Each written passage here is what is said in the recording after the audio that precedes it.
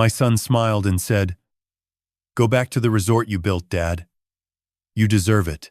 But when I returned home for my old blueprints, I heard his voice through the kitchen door. Cold, calculating, unrecognizable. Eagle point. One push. The railing won't hold. He didn't know I was listening. He didn't know I designed that railing. And he didn't know I was about to redesign his entire future. Welcome to today's story. Before we begin, hit that subscribe button and turn on notifications so you never miss an update. Drop a comment below telling me where you're listening from. I love hearing from you. Quick note. This narrative blends fictional elements with lessons worth learning. Any similarities to actual names or places are coincidental, but the message here could change how you see things. My name is Frank Castellano.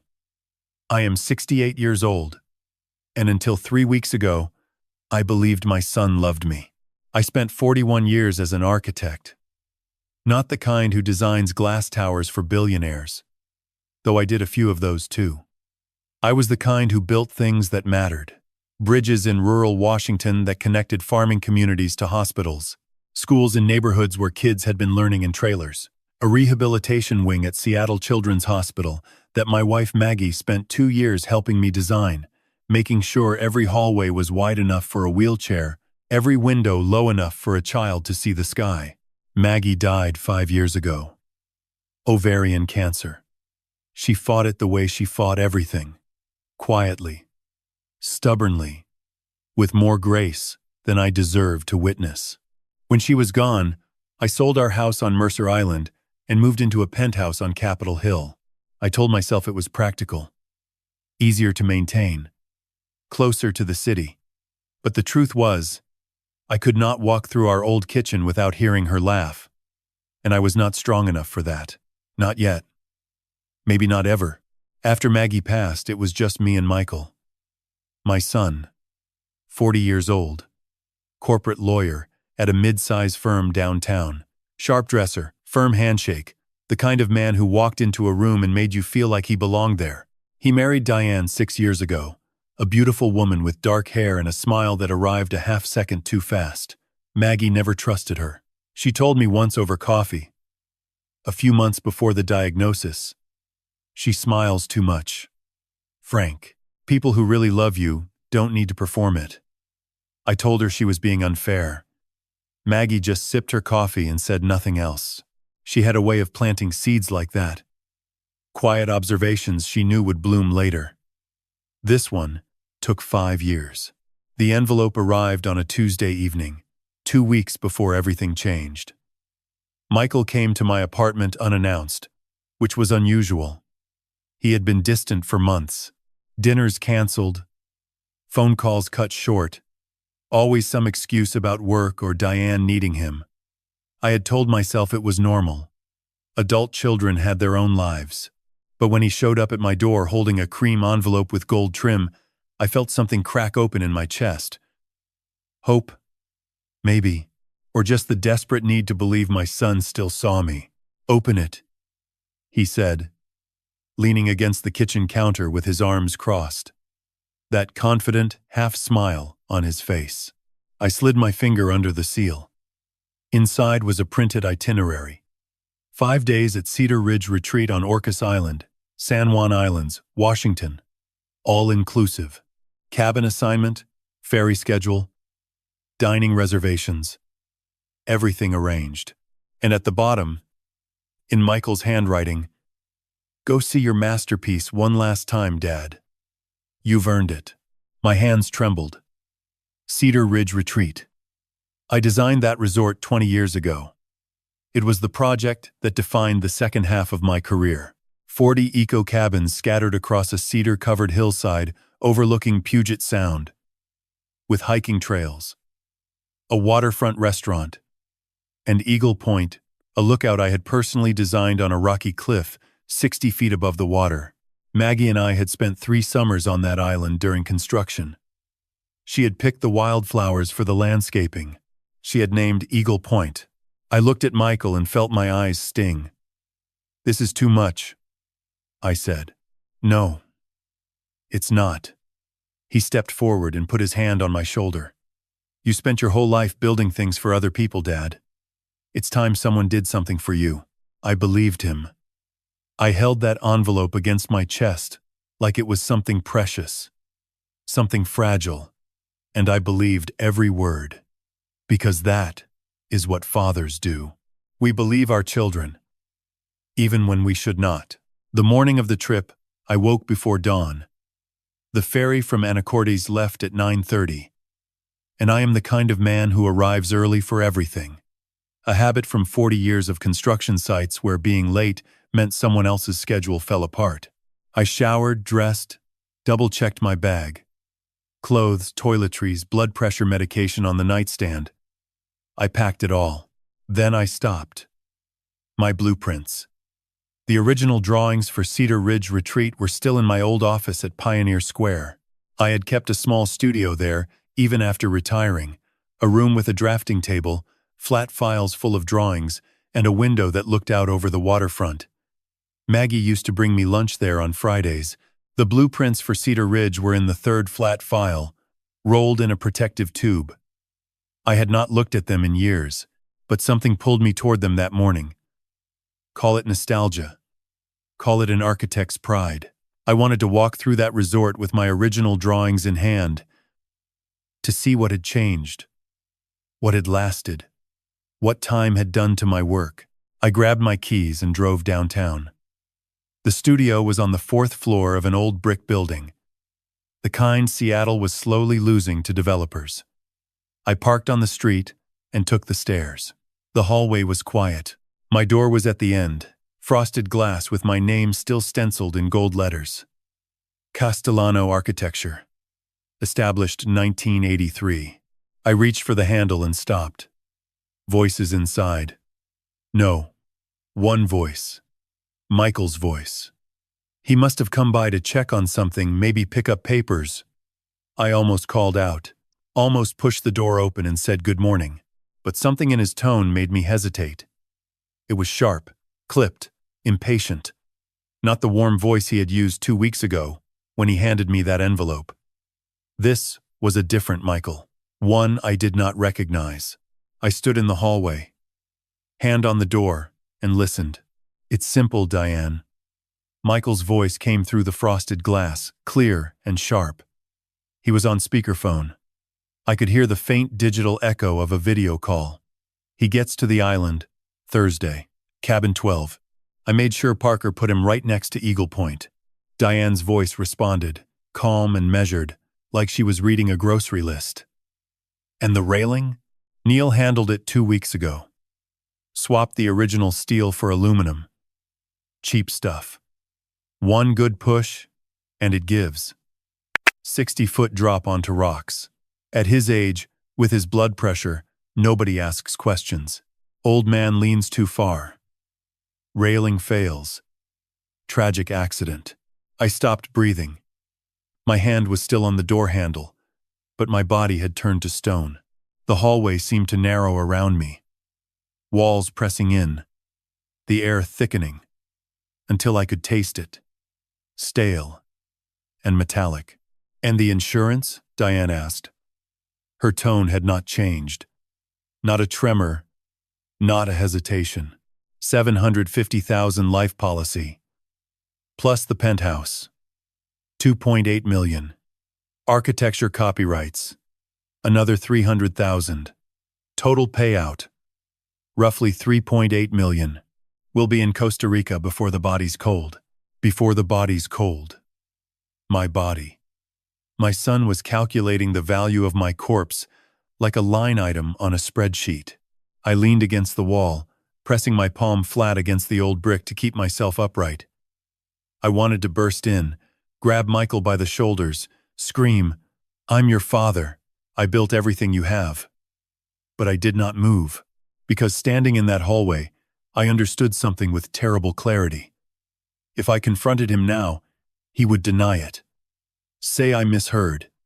Tell Diane to delete the call. And I would have nothing. No proof. Just the word of a 68-year-old man against his own son. Behind the door, Michael laughed. Short, dry, satisfied.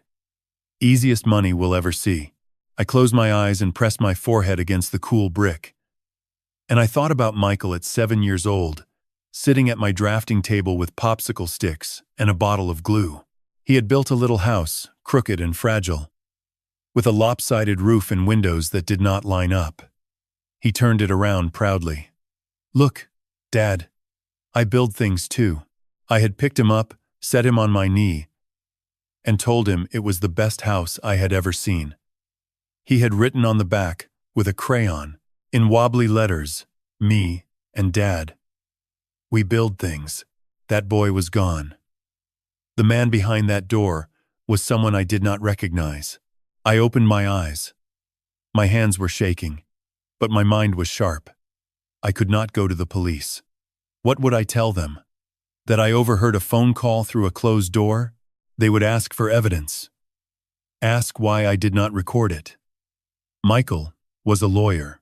He would have a story ready before the first detective finished the first question. No. I needed to go to that island. I needed to find the railing, document the changes, find this man named Neil, and gather proof that could not be denied. I needed to walk into my son's trap with my eyes wide open and turn it inside out. The door next to mine led to a supply closet connected to the back of my studio through an old service corridor. I had designed this building's renovation 15 years ago. I knew every passage, every shortcut, every forgotten door. The closet was unlocked. I slipped inside, moved through the narrow corridor in darkness, and emerged behind the flat files in the back corner of my studio. Michael stood at the drafting table near the window, his back to me, phone propped against a lamp.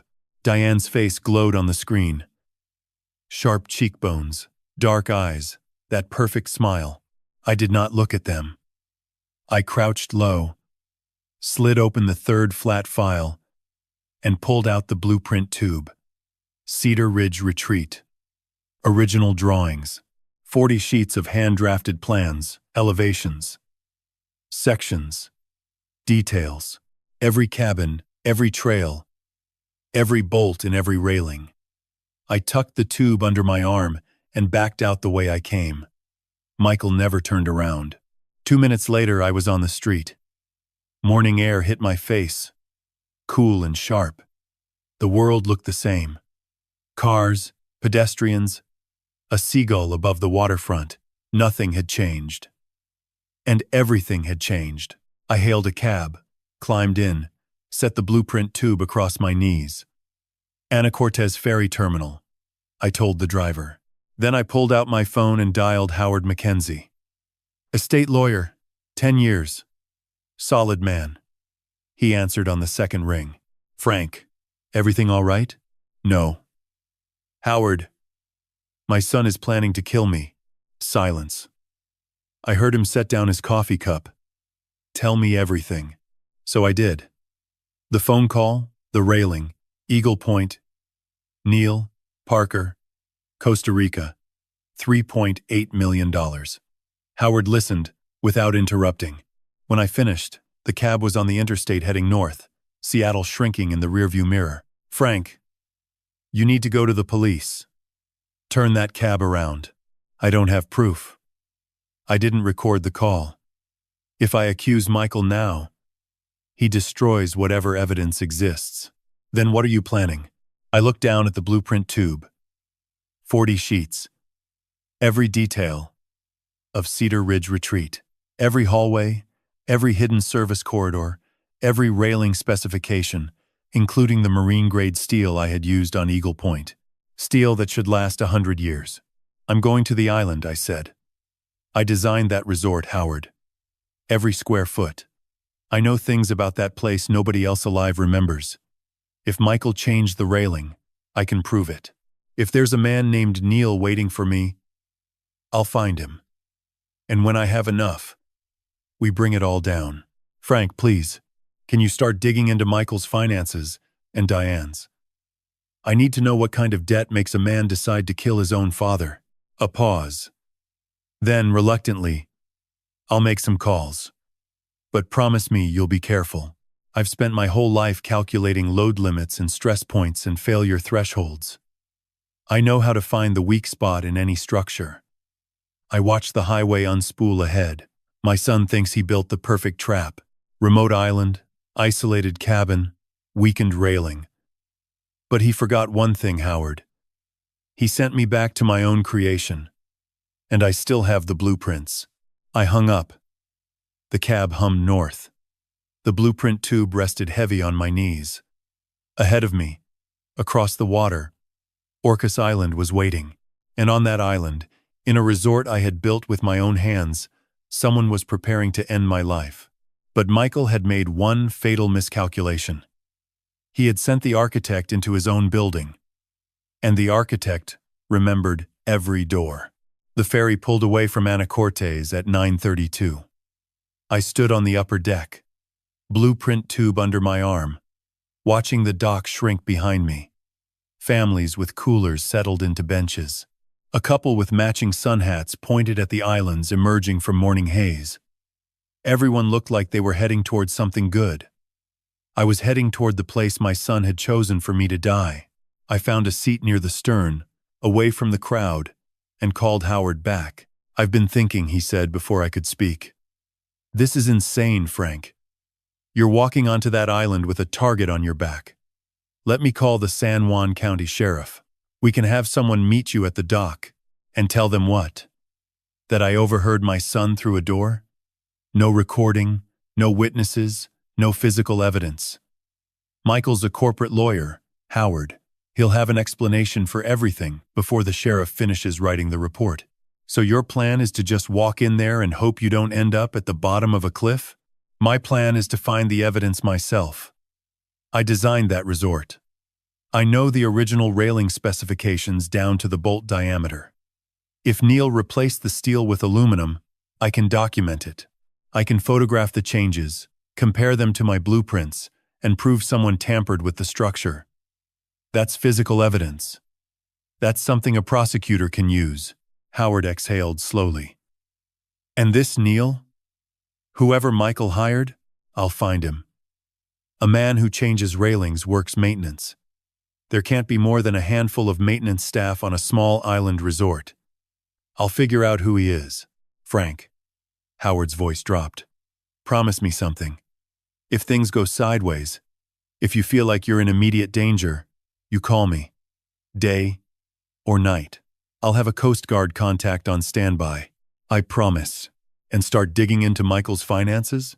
Everything. His accounts, Diane's accounts, any debts, any loans. I need to understand why my son decided $3.8 million was worth more than his father's life. I'll have something by tomorrow. A pause. "Be careful, Frank. You're not as young as you used to be." "No," I said. "But I'm smarter." I hung up and leaned back against the bench.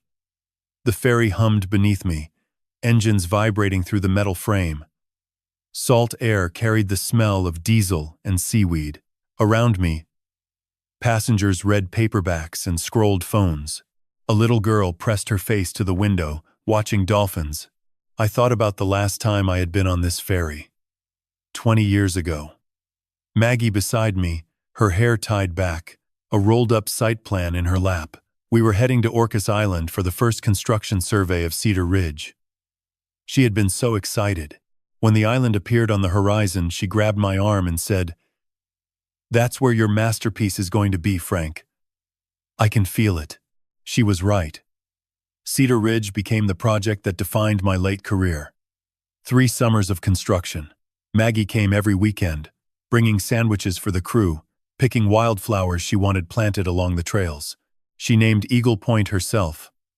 Standing on the raw cliff edge before we had even poured the foundation for the lookout. "Eagles nest here in spring," she said, shielding her eyes from the sun.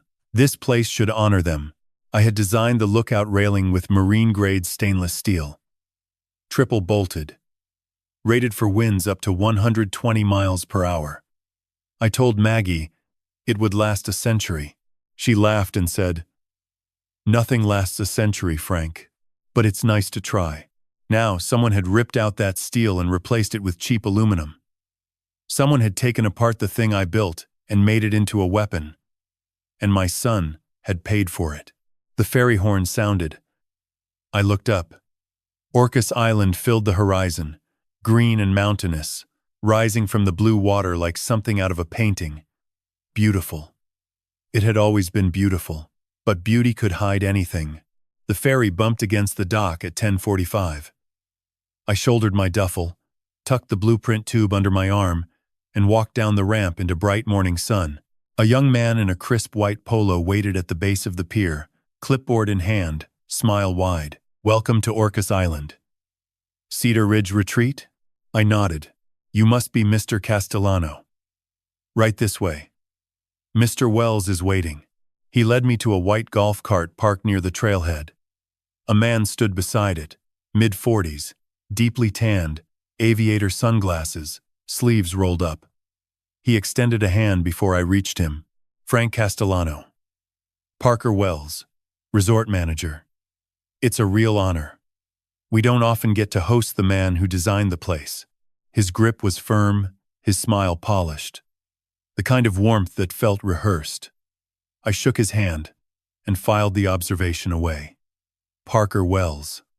The name Michael had mentioned, the man who had assigned me to cabin 12. "Michael told me all about you." Parker continued, loading my bag onto the cart. "Said you deserved the best view we've got. I put you in cabin 12. It's one of our most private units, right on the ridge near Eagle Point. You'll love it. Private. Near Eagle Point." I kept my face neutral. "Sounds perfect." We drove up a winding trail through towering cedars.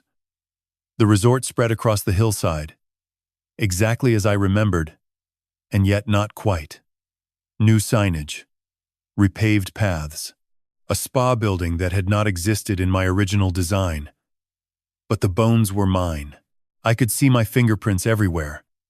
The way the cabins followed the natural contour of the hill, the stone retaining walls, the sight lines I had calculated to give every unit an ocean view. Parker talked the whole drive. Guest capacity, dining options, hiking trails, whale-watching tours. I nodded along, but I was counting the changes, cataloging what matched my blueprints and what did not.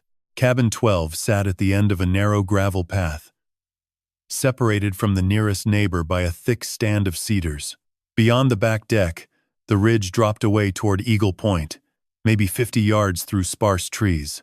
I could see the lookout railing from the cabin's back window. Even from this distance, something looked wrong. The steel I had specified was dark, heavy, industrial. What I saw glinting in the morning sun looked lighter, thinner. Parker unlocked the door, handed me the key, and gestured inside. "Everything you need. If you want anything at all, dial 0. Appreciate it." He drove off. I stood alone in the doorway, listening to the cart fade. Then I stepped inside, set my duffel on the bed, and unrolled the blueprints across the desk. 40 sheets. I found the site plan first, the master layout showing every cabin, every trail, every structure on the property. I ran my finger along the ridge until I reached the spot where cabin 12 should have been. It was not there. In my original design, this location was unmarked forest. No cabin, no trail, no structure of any kind. Cabin 12 did not exist in my blueprints. Someone had built it after I left the project, built it specifically at the closest point to Eagle Point, the most isolated spot on the entire property. I looked up from the drawings, through the back window, at the thin railing glinting in the distance. Then I looked down at the blank space on my blueprint where this cabin should not exist. "They didn't just plan my death," I whispered. "They built the stage for it." I barely slept. Every creak of the cabin walls, every gust rattling the windows snapped me awake. Twice I got up and checked the door lock. Once I stood at the back window for 10 minutes, staring into the darkness toward Eagle Point, seeing nothing but the faint outline of trees against a star-filled sky. By 6 the next morning, I gave up trying. I showered, took my blood pressure medication, and made coffee with the small machine on the kitchenette counter. Then I sat at the desk, unrolled my blueprints, and studied them the way I used to study plans before a site inspection. Every line, every dimension, every specification. I was looking for differences, things that had changed since I left this project 2 decades ago. Things that should not have changed. At 7:30, I rolled the blueprints into a portable tube, tucked it under my arm, and stepped outside. The morning was cool, cedar-scented, fog threading through the trees. The resort was quiet. A few early joggers on the main trail, a woman doing yoga on her cabin deck. Nobody paid attention to an old man walking with a cardboard tube. I started at the main lodge and worked my way outward, following the same path I had walked 1,000 times during construction. The lodge was largely unchanged. My stone archway entrance, my exposed beam ceiling, my floor-to-ceiling windows framing the water. Good bones. I felt a flicker of pride despite everything. The dining pavilion had been expanded. A spa building added to the east wing. New signage, repaved walkways, landscaping that Maggie would have hated. But structurally, the core of my design held. The retaining walls I had specified for the hillside terracing were intact. The drainage system I had engineered still channeled rainwater away from the trails. 20 years, and the things I built still worked. Then I reached Eagle Point. The lookout sat at the western edge of the property, a wooden platform extending over a rocky cliff. Below, 60 feet of sheer drop, ending in jagged basalt and churning surf. On a clear day, you could see all the way to Vancouver Island. Maggie had loved this spot. She said the wind here smelled like the beginning of the world. I approached the railing slowly. From a distance, it looked the same. Horizontal rails, vertical balusters, a flat cap rail at waist height. Standard design. My design. But as I got closer, I noticed the color. The steel I had specified was Type 316L, marine-grade stainless. Dark, heavy, with a matte finish that weathered to a warm gray over time. What I was looking at now was lighter, brighter, almost silver in the morning fog. I reached out and wrapped my hand around the cap rail. It moved. Not much. A 1/4 inch, maybe less. But I felt it. A slight give. A faint wobble. The kind of movement that should never exist in a railing I had designed to withstand hurricane-force winds. I tightened my grip and pushed harder. The rail flexed. I heard a faint metallic groan from the base posts. My stomach dropped. I crouched down and examined the connection point where the post met the platform deck. The bolts were wrong.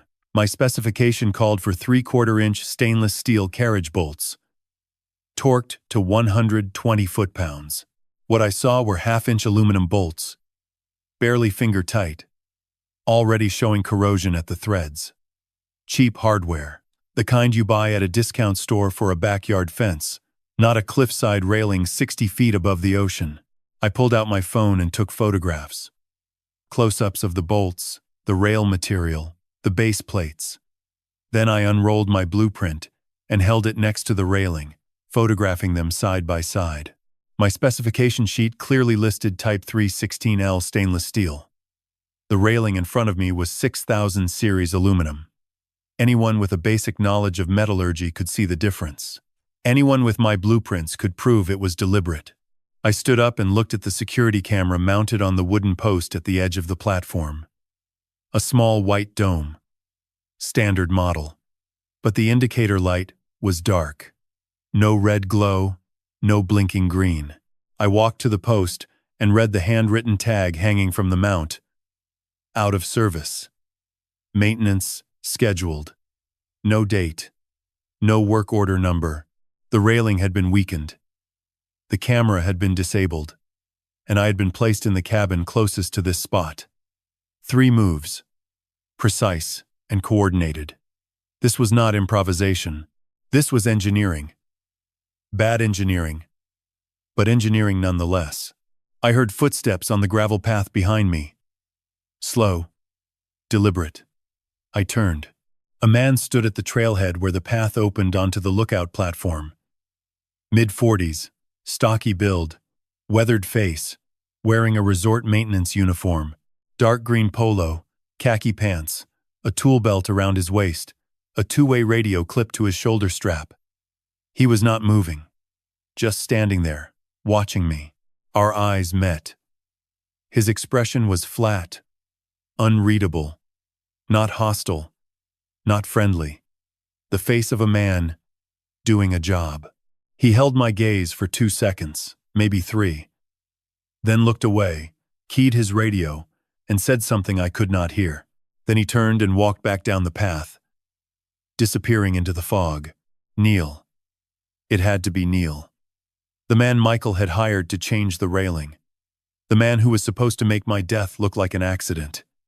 He had the build, the uniform, the access, and he had been watching me examine the very railing he had sabotaged.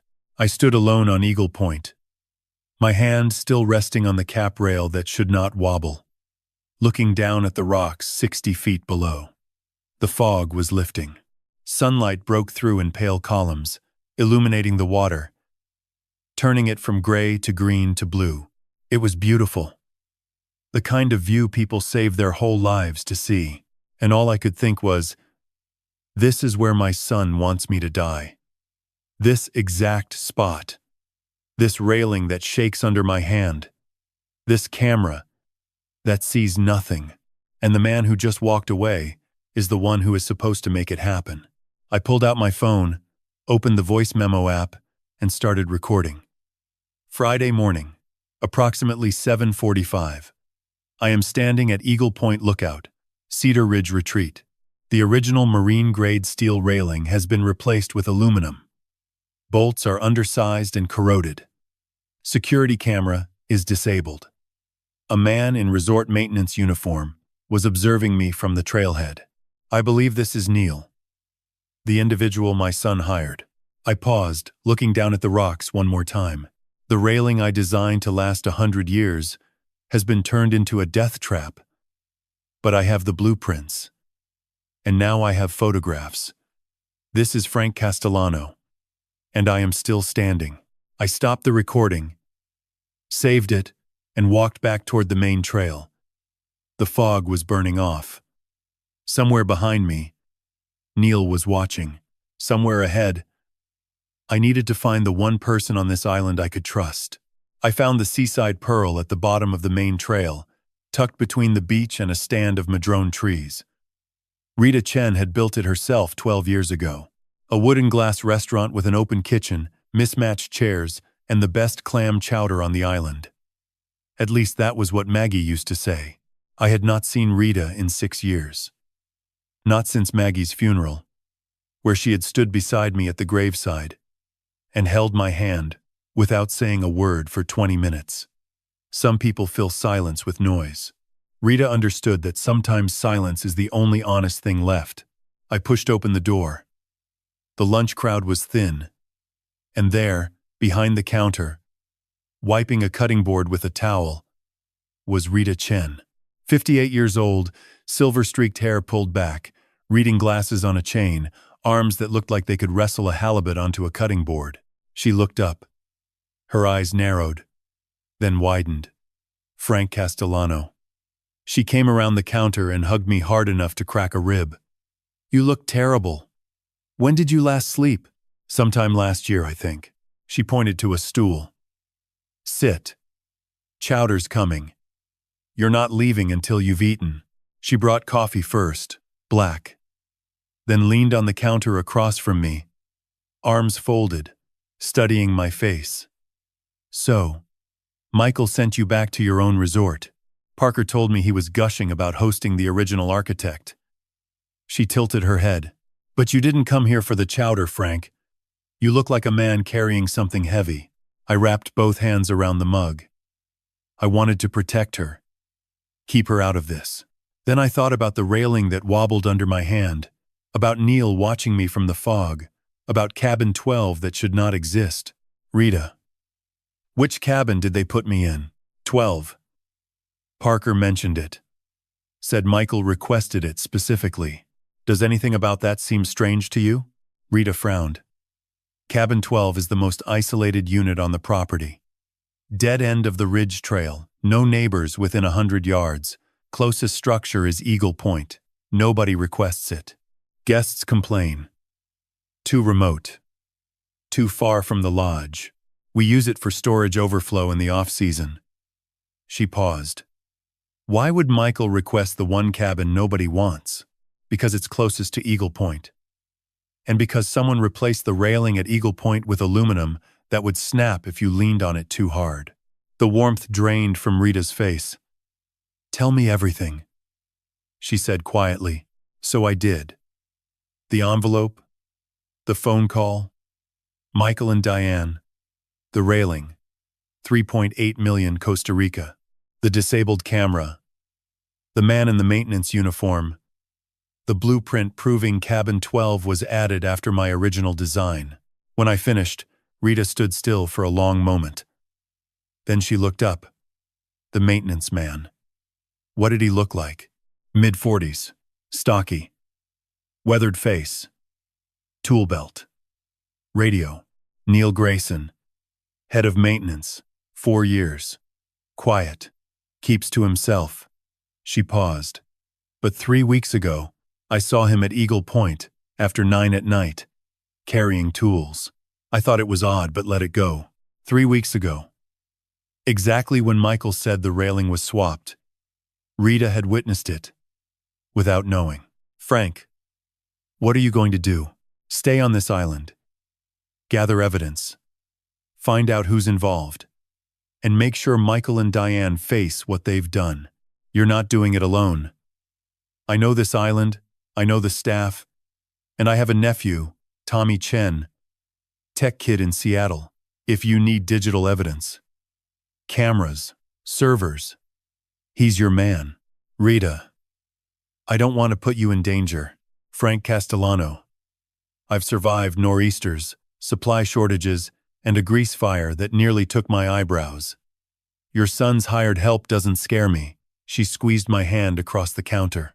Maggie would haunt me if I let anything happen to you. And that woman could hold a grudge. I almost smiled. Almost. The chowder arrived, thick and perfect. And I ate while Rita called Tommy in the back. The afternoon light turned the water gold through the windows. For a few minutes, with good food and an old friend, I could almost forget why I was here. Then my phone rang. Michael. I stared at the screen for 2 rings. Then I opened the voice memo app, hit record, set the phone face down on the bar, and answered. Hey, son, Dad. How's the resort? Settling in okay? It's wonderful, Michael. You didn't have to do all this. Of course I did. They put you in 12, right? Nice and quiet? Very quiet. Very private. Good. And your blood pressure meds? You remembered them? There it was. The question. Laying the groundwork. An old man with blood pressure issues. Stress, exertion, a bad fall. Nobody would question it. Got them right here. Taking them every morning. Good. At your age, you've got to be careful, Dad. Don't go climbing around those viewpoints. Some trails are steep. Just relax. Enjoy the view from the cabin. Enjoy the view from the cabin. The cabin they built next to the cliff, where they planned to push me off. I'll be careful, I said. Promise me. I promise. Love you, Dad. Love you too, Michael. The line went dead. I stopped the recording and saved it. Rita stood in the kitchen doorway, arms folded, face tight. She had heard every word. He sounded so sincere.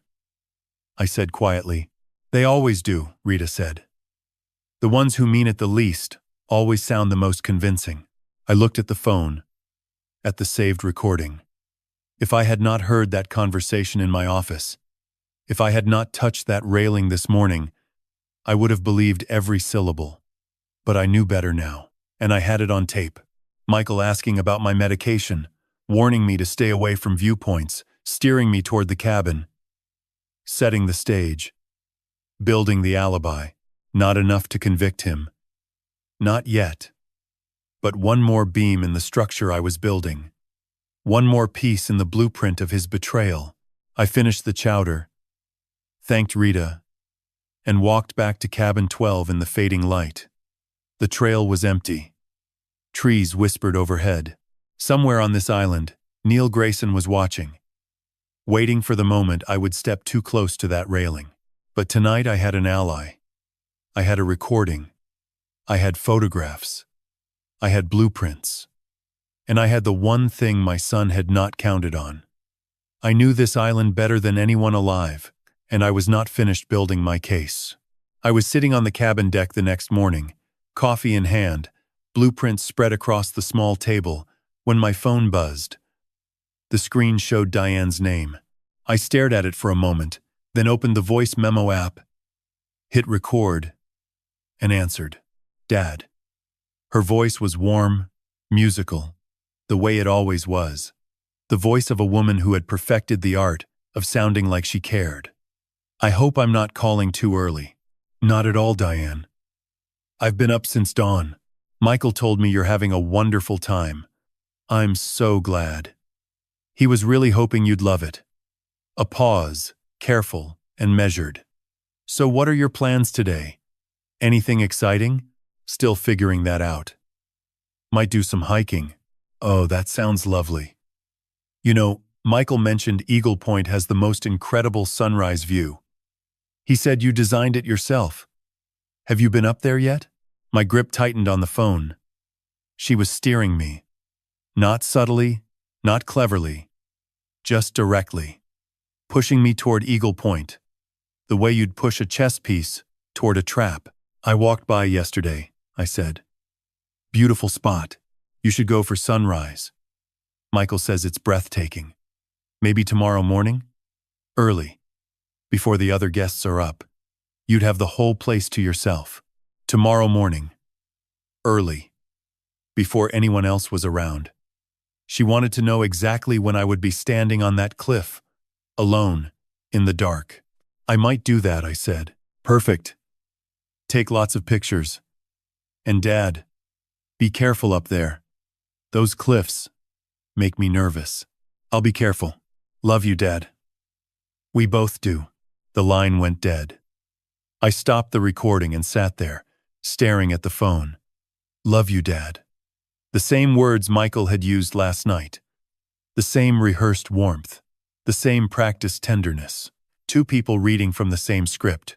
I took the recording to Rita. She was prepping the lunch service when I arrived, chopping onions with the kind of efficiency that suggested she had done it 10,000 times. I played the call on speaker. Rita listened. Knife still. Eyes fixed on the cutting board. When it ended, she set the knife down. "She's not asking because she cares, Frank. She's building a schedule. She wants to know exactly when you'll be on that cliff. Exactly when you'll be alone. And exactly when Neil should be ready. I know. This woman is running the operation, not Michael. She's the one making the calls, setting the timetable, coordinating the pieces. Michael's just the front man." I nodded slowly. The same thought had been forming in my head since yesterday, a structure taking shape like a building in the early stages of design. Michael had always been a follower.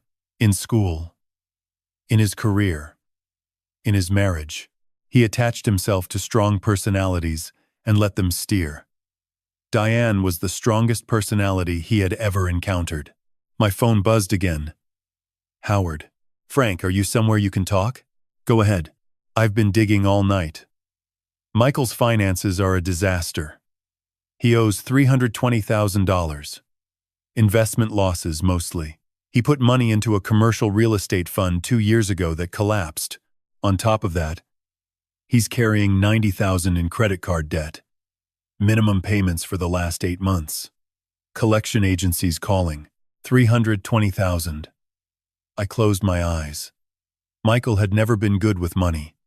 Even as a teenager, his allowance was gone by Wednesday. I had always bailed him out. Apparently the debts had grown beyond what I could cover with a check. "There's more," Howard said, and something in his tone made me straighten up.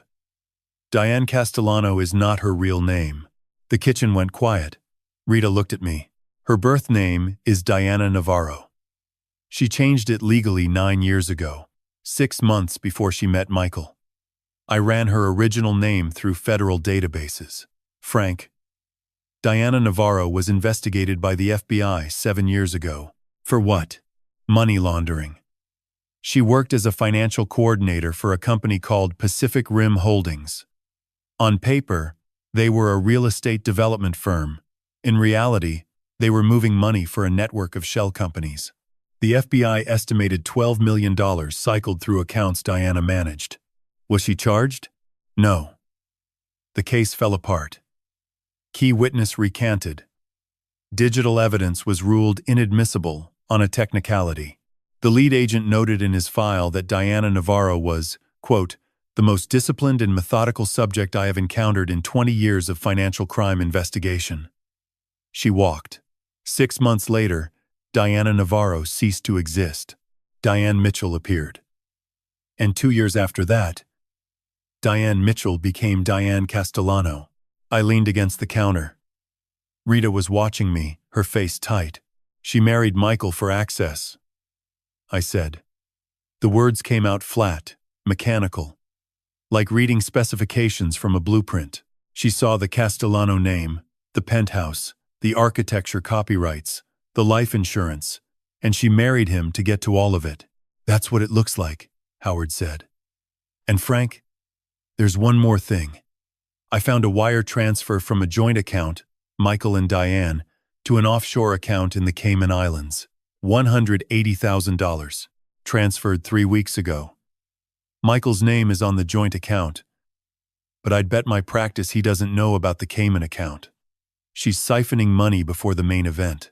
3 weeks ago. The same week, Neil changed the railing.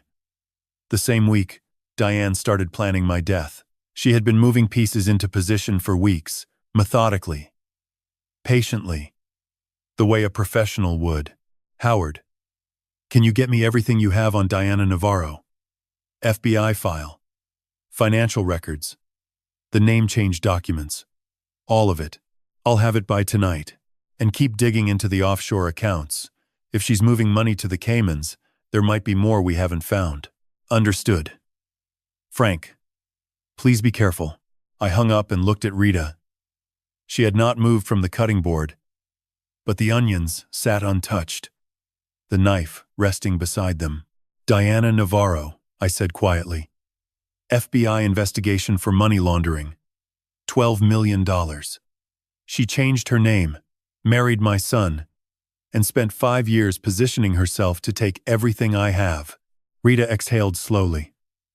Michael didn't plan this. No. He doesn't have the mind for it. The debts made him desperate. And Diane saw the opportunity. She's been planning this since the day she met him. Maybe before. I paused, staring at the counter. My son is not the architect of this plan. He's just the material she's building with. The words hung in the air between us. Outside, the afternoon sun cast long shadows across the restaurant floor.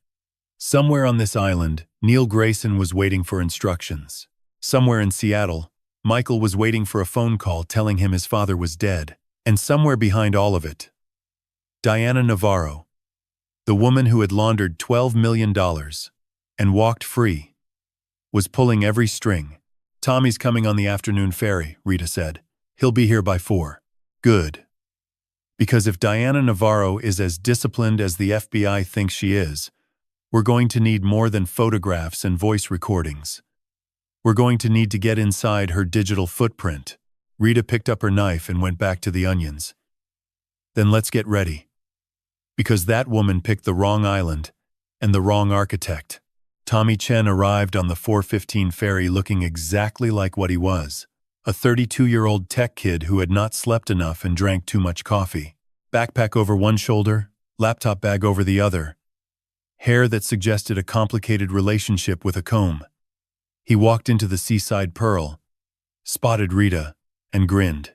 Aunt Rita, you said someone needed saving. I brought my gear. Rita hugged him, then pointed at me. Frank Castellano, the man who designed this resort, and the man whose son is trying to kill him on it. Tommy's grin faded. He looked at me, then at Rita. She wasn't exaggerating on the phone, was she? Sit down, I said. We moved to the back room. I closed the door and walked Tommy through everything. The phone call, the railing, the blueprints, Neil, Diana Navarro, the recordings, the offshore accounts. Tommy listened without interrupting, eyes getting wider. When I finished, he sat back and exhaled. So your daughter-in-law is a former money launderer who's orchestrating your murder, the maintenance guy swapped your railing, and the resort manager put you in a cabin that doesn't exist on your original blueprints. That's the summary. And you need me to get into the resort's digital systems. Can you do it? Tommy opened his laptop. The resort runs standard hospitality software. Cloud-based. Off-the-shelf. Security cameras feed into a local server with remote backup. Their network is designed for guest convenience, not security. He cracked his knuckles. I can be inside in 20 minutes. It took him 15. Rita brought coffee while he worked, fingers flying across the keyboard. I sat beside him watching data scroll past. Most of it meant nothing to me. But Tommy narrated as he went. I'm in the camera management system. 32 cameras across the property. Eagle Point is camera 27. He typed rapidly. Status. Offline. Disabled May 29th, 3 weeks ago, from the administrative account of Neil Grayson. He used his own account? People get lazy. Tommy kept typing. Now the footage archive. When a camera gets disabled, the system keeps the last 72 hours in a backup partition before auto-deleting. Someone tried to delete it manually from Neil's account the same day. But here's the thing about cloud systems. Local deletion only removes the file reference, not the actual data. Since the camera's been offline 3 weeks, nothing's been overwritten. A progress bar appeared. Recovering deleted footage. 4 minutes. Those 4 minutes felt like an hour. Rita stood behind us, arms folded. The bar crawled. 60%. 85. Got it, Tommy said. Grainy footage filled the screen. Time stamp. May 20. 9th. 9:14 p.m. Eagle Point in the blue-gray light of late dusk. Neil Grayson knelt at the base of the railing, socket wrench in one hand, cardboard box beside him. The footage was silent but unmistakable. Neil removed the original steel bolts, placed them in the box, replaced them with smaller bolts from a plastic bag. Then he stood, gripped the railing, pushed. It flexed visibly. He nodded, picked up his tools, and walked out of frame. 2 minutes and 47 seconds. That was how long it took to turn my railing into a death trap. Rita's hand found my shoulder. Save that, I said quietly. Already done. Triple backup. Tommy was typing again. Now, let me check the email server. If Diana coordinated with anyone here, she did it digitally. More scrolling. Then he stopped. Deleted email thread. External address. dnavarro77 at protonmail. To pwells@cedarridgeresort.com. 3 weeks ago. Parker Wells. The man who assigned me cabin 12. Tommy opened the recovered emails. 4 messages. Diana's first. Parker. Cabin 12. Needs to be ready for a guest. Arriving June 12th. Assignment locked. No changes. Camera 27 at Eagle Point stays offline. Not negotiable. Parker's reply. Understood. Cabin 12 blocked. Camera handled by maintenance. Diana again. One more thing. No way off that cliff except the main path. If there are secondary trails or service routes near Eagle Point, close them. One way in, one way out. Parker. Done. Service trail blocked with fallen timber. Looks natural. I read the emails 3 times. Each word precise, clinical. No emotion. This was not a desperate woman. This was a professional, executing a plan, built over weeks. She tried to close every exit. I said softly. Tommy glanced at me. Did she succeed? I thought about my blueprints. About the drainage system I had designed beneath Eagle Point 20 years ago. The maintenance access tunnel running from the lookout base down to the waterline. Not on any resort map. Not in standard construction documents. Only on my original structural drawings, sheet S14. No, I said. She doesn't have my blueprints. Tommy leaned back. Mr. Castellano, we've got footage of Neil replacing the railing. Emails proving Diana coordinated with Parker. Financial records and voice recordings. That's enough to arrest them now. It's enough for Neil and Parker, I said.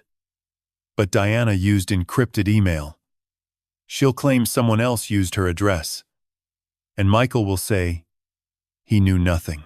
I looked at the frozen image of Neil kneeling at my railing. I need to catch them in the act. Neil coming for me, on camera. With Diana's fingerprints on the operation. That's the only way to make it stick up the chain. Rita and Tommy exchanged a look. Tommy nodded slowly. I can set up a hidden camera at Eagle Point. Wireless. Streaming to a secure server. Live feed to your lawyer and Coast Guard. Whatever happens there, we'll have it in real time. Do it. Tomorrow morning, I'm going to Eagle Point for sunrise. And I'm going to make sure Neil follows me there. Rita shook her head. Frank, you're talking about using yourself as bait. I'm talking about ending this. I designed that cliff. I know every bolt, every beam, every drainage tunnel underneath it. Diana thinks she closed every exit. She doesn't know what I know. I looked at both of them. Tomorrow morning, Eagle Point is going to be the most surveilled piece of rock on the Pacific coast. Tommy was already typing. Give me tonight. Cameras, audio, live stream, and backup in place by midnight. I stood. Through the window, the sun was sinking behind the islands, turning the sky copper and violet. One more thing, I said. When I'm up there, you watch that feed every second.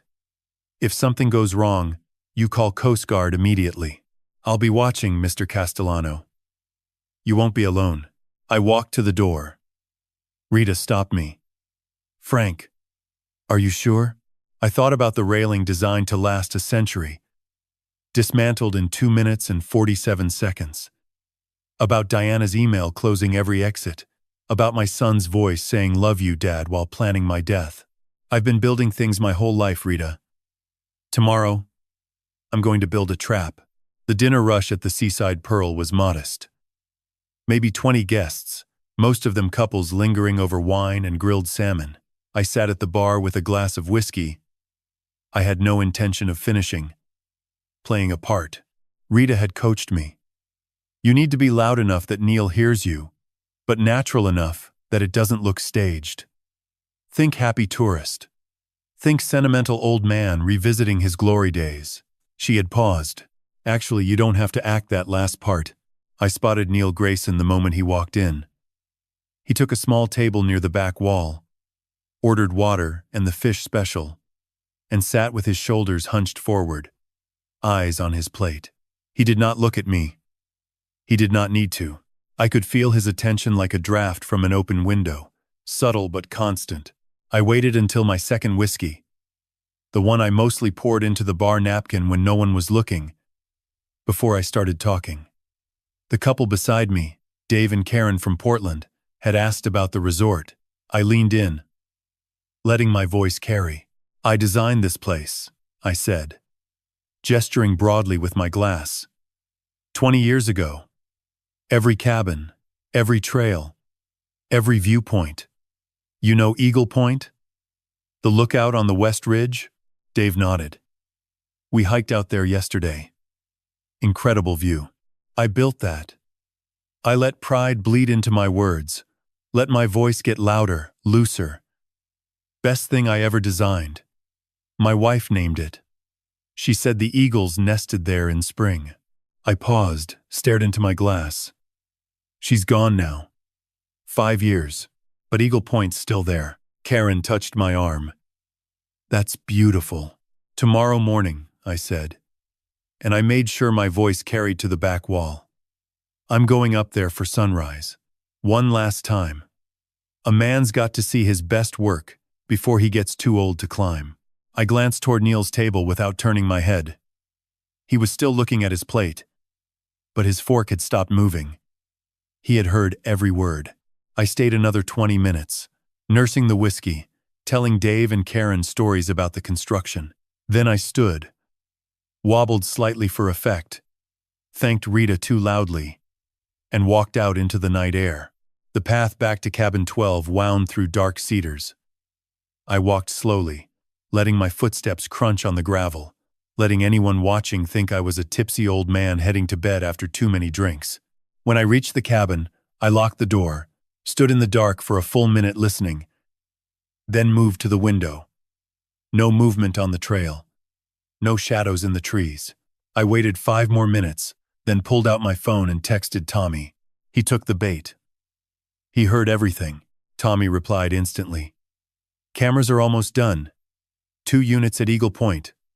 1 on the main path, 1 at the lookout platform. Both wireless.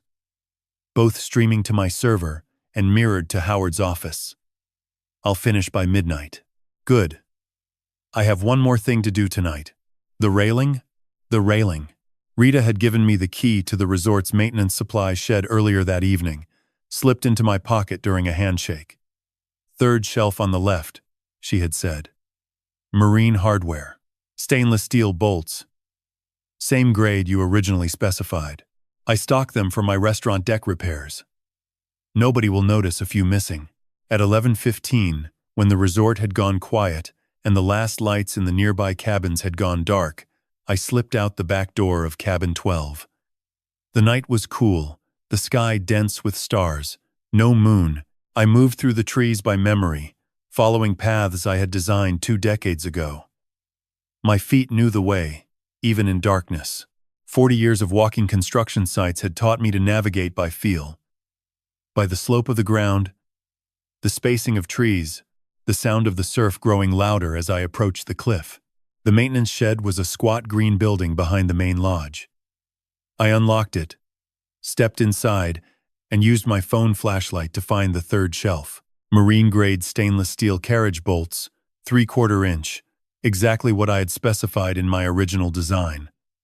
I took 8, along with a socket wrench and a torque wrench from the tool rack. Then I locked the shed and headed for Eagle Point. The lookout was deserted. I could hear the ocean below, waves hitting rock in a slow, steady rhythm. The railing stood in front of me, a dark line against the stars. I knelt at the first post and went to work. I had designed this railing. I knew every connection point, every load path, every stress distribution pattern. Removing Neil's cheap aluminum bolts took seconds. They practically fell out.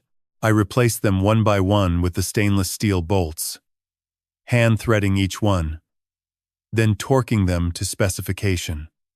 120 foot-pounds, the same number I had written on sheet 720 years ago. Each bolt seated with a solid, satisfying click. Post by post, I worked my way along the railing.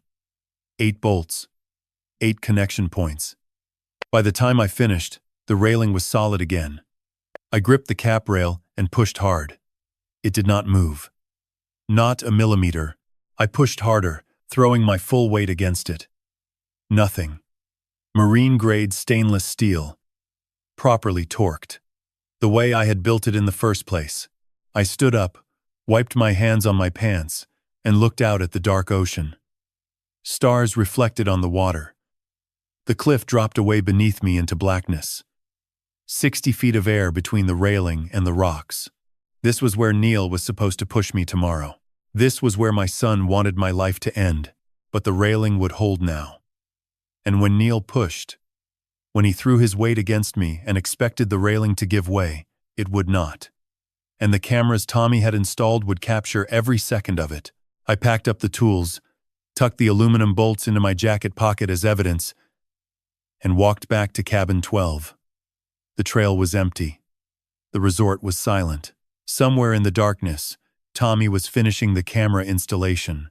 Somewhere else, Neil Grayson was sleeping, or not sleeping, preparing himself for what he had been hired to do. I locked the cabin door, checked the windows, and sat on the edge of the bed. My hands smelled like steel and salt air. I pulled out my phone and opened the voice memo app. Friday, 11:50 p.m. I have replaced the aluminum bolts on the Eagle Point railing with marine-grade stainless steel. The railing is secure. Tommy Chen has installed 2 hidden cameras at the lookout, streaming live to a secure server and mirrored to my attorney, Howard Mackenzie. Tomorrow morning at 5, I will walk to Eagle Point. I will stand at the railing with my back to the trail. And I will wait. I paused. The cabin was quiet. Just the ceiling fan and the distant surf. I am 68 years old. I have designed buildings that will outlast me by centuries. But tonight, lying in this bed, I do not know if I will see tomorrow afternoon. I have fixed the railing. I have cameras. I have allies. But there is a man on this island who has been paid to kill me. And in 6 hours, I am going to stand on a cliff and let him try. Another pause. Longer this time. Maggie, if you can hear me, I could use some of that stubbornness right about now. I stopped the recording and saved it. Then I turned off the light and lay back, staring at the ceiling in the dark. 6 hours. Eagle Point. Sunrise. Everything I had built over the past 3 days, the recordings, the photographs, the hacked footage, the emails, the fixed railing, the hidden cameras, all of it came down to tomorrow morning. I closed my eyes. Sleep did not come easily. But when it finally did, I dreamed about blueprints. The alarm went off at 4:30. I did not need it. I had been lying in the dark with my eyes open for the past hour, listening to the surf and the wind and the slow thudding of my own heart. Sleep had come in fragments, thin and restless, broken by dreams I could not hold on to. Something about blueprints, something about Maggie standing at the edge of a cliff, pointing at the horizon, saying words I could not hear. I sat up. The cabin was cold. Gray light seeped through the curtains. Not quite dawn, not quite dark. The space between night and morning, when the world holds its breath. I dressed slowly. Khaki pants, a flannel shirt, the canvas jacket with the deep inside pockets. I put the voice recorder in the left chest pocket, switched it on, and buttoned the flap. The blueprint tube went into the inside pocket of the jacket, folded tight. Not because I needed the drawings, because they were mine. Because I had carried them onto this island and I was going to carry them off it. Blood pressure medication. I swallowed the pill with water from the nightstand. Then I stood at the window and looked out. Fog. Thick. White. Motionless. I could not see Eagle Point. I could not see the trees beyond the deck. The world had been erased and replaced with nothing. I picked up my phone and texted Tommy. I'm heading out. His reply came in 3 seconds. Cameras are live. Both feeds streaming. Howard is watching from his office. I'm in the back room at Seaside Pearl with Aunt Rita. Coast Guard has been notified and is on standby. A pause. Then a second message. Be careful, Mr. Castellano. I put the phone in my pocket and opened the cabin door. The fog swallowed me immediately. Cold, wet, heavy. It pressed against my face like a damp cloth. The gravel path beneath my feet was the only thing I could see. A narrow strip of gray disappearing into white in both directions. I turned left, toward Eagle Point, and started walking. The cedars appeared as shadows first, dark vertical shapes materializing from the fog and then dissolving behind me as I passed. No birdsong, no wind, just my footsteps on gravel, the distant murmur of waves, and the blood pounding in my ears. I thought about turning back. The thought arrived suddenly, sharp and clear, like a crack in glass. I could turn around right now, walk to the dock, wait for the morning ferry, leave this island, and let Howard and the police handle everything from the mainland. I had enough evidence. The recordings, the footage, the emails. I did not need to stand on that cliff, but I kept walking. Because evidence on a server was not the same as evidence captured in real time. Because Diana Navarro had beaten the FBI by exploiting technicalities and deniability. Because if I wanted to make sure Michael and Diane went to prison, I needed Neil Grayson on camera at Eagle Point in the act. And for that, someone had to be standing at the railing when he arrived. The path narrowed. Trees closed in. The fog thinned slightly as I climbed, enough to see 10 feet ahead, then 20. And then the trees opened up and I was there. Eagle Point. The wooden platform extending over the cliff edge, the railing running along 3 sides, the 60-foot drop to the rocks below. In the fog, I could not see the water. I could not see the bottom, just the platform, the railing, and white emptiness beyond. I walked to the railing and placed both hands on the cap rail. Solid. The stainless steel bolts I had installed last night held firm. I pushed. Nothing moved. 120 foot-pounds of torque. Marine-grade hardware. The railing I had designed. Destroyed by Neil. And rebuilt by me in the dark. I turned around and leaned my back against the railing, facing the trail. This was the position. Back to the cliff. Face to the path. If anyone approached, I would see them. If anyone pushed me, the railing would catch me. And the cameras Tommy had installed were recording everything. I waited. The fog shifted. Pale light began to seep through from the east, turning the white wall into something almost luminous. Dawn was coming.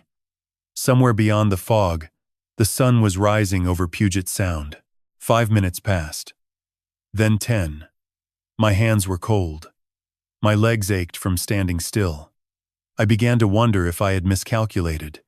If Neil had not taken the bait. If he was smarter than I thought. If he had sensed the trap. Then I heard it. Footsteps. Gravel crunching under careful weight. Slow.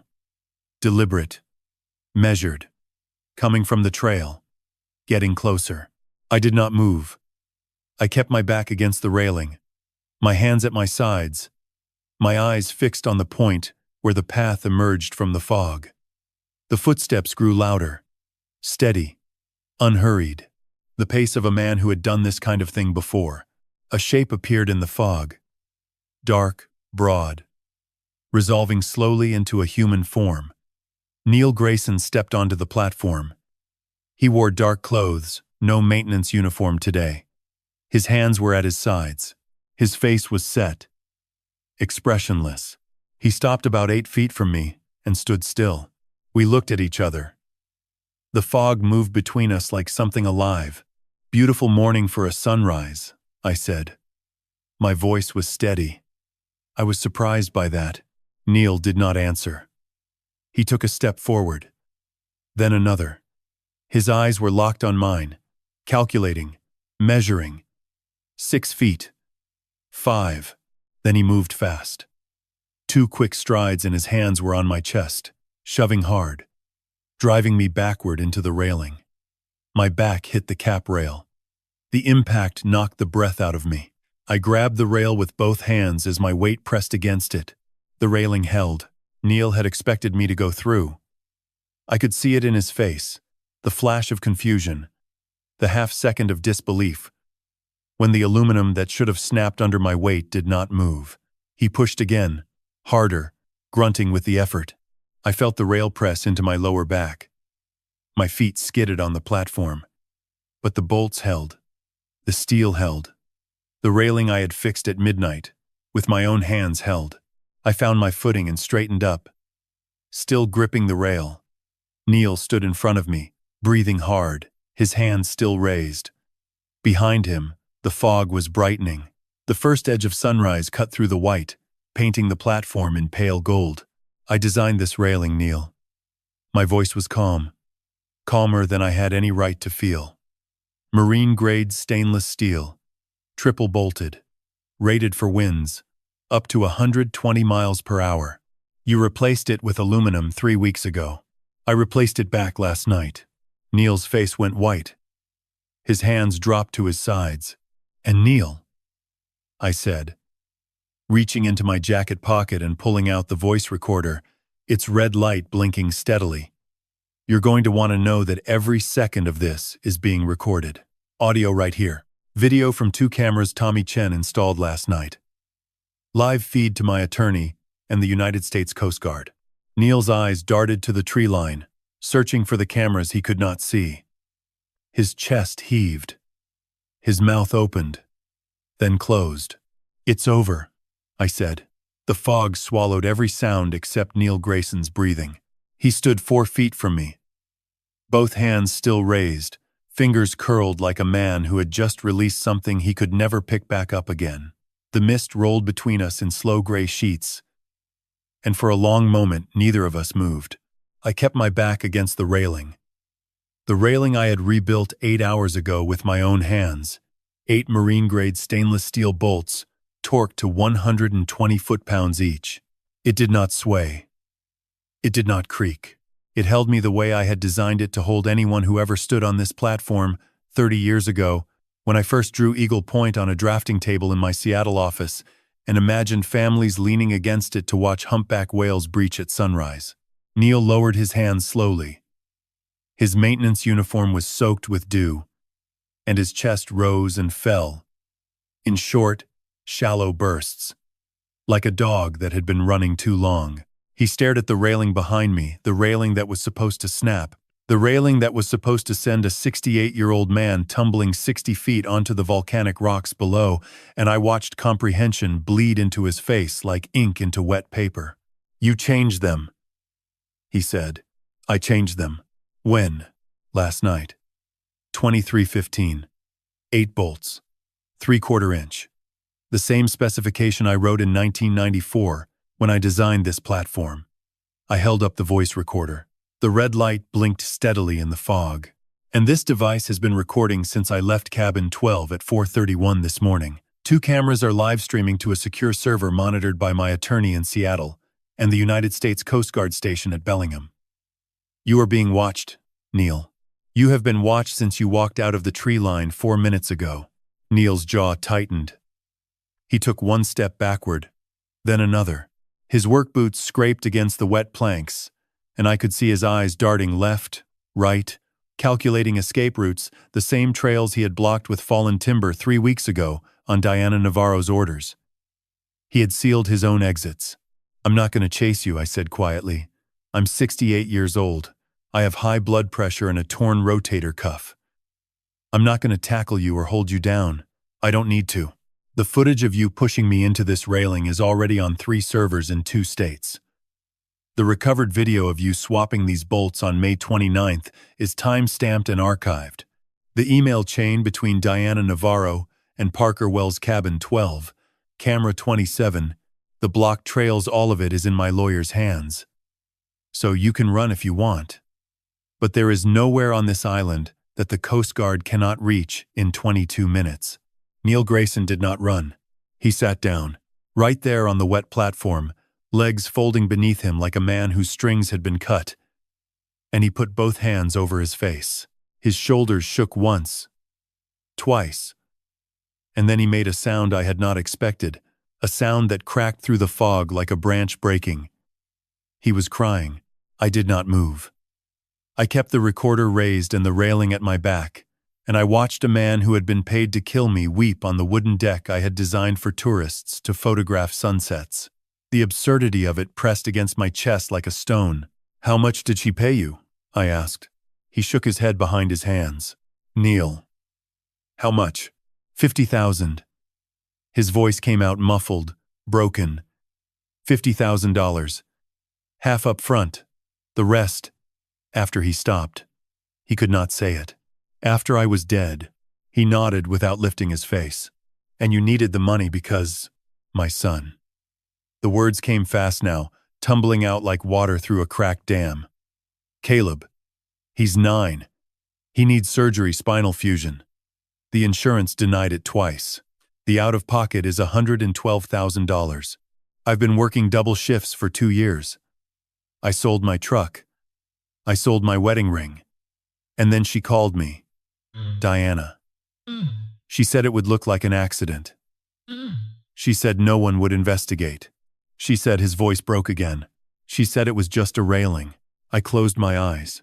$50,000.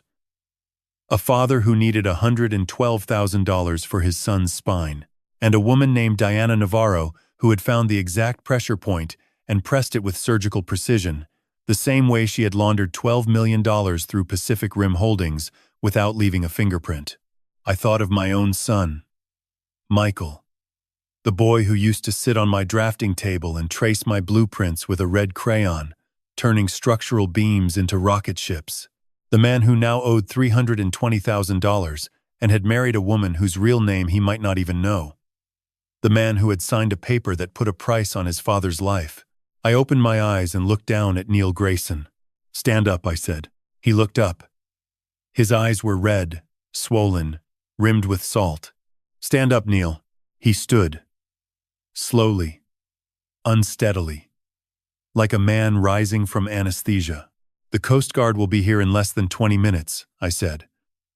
"When they arrive, you are going to tell them everything. Diana Navarro, Parker Wells, the email, the wire transfer, the Cayman Islands account, every name, every dollar, every instruction she gave you.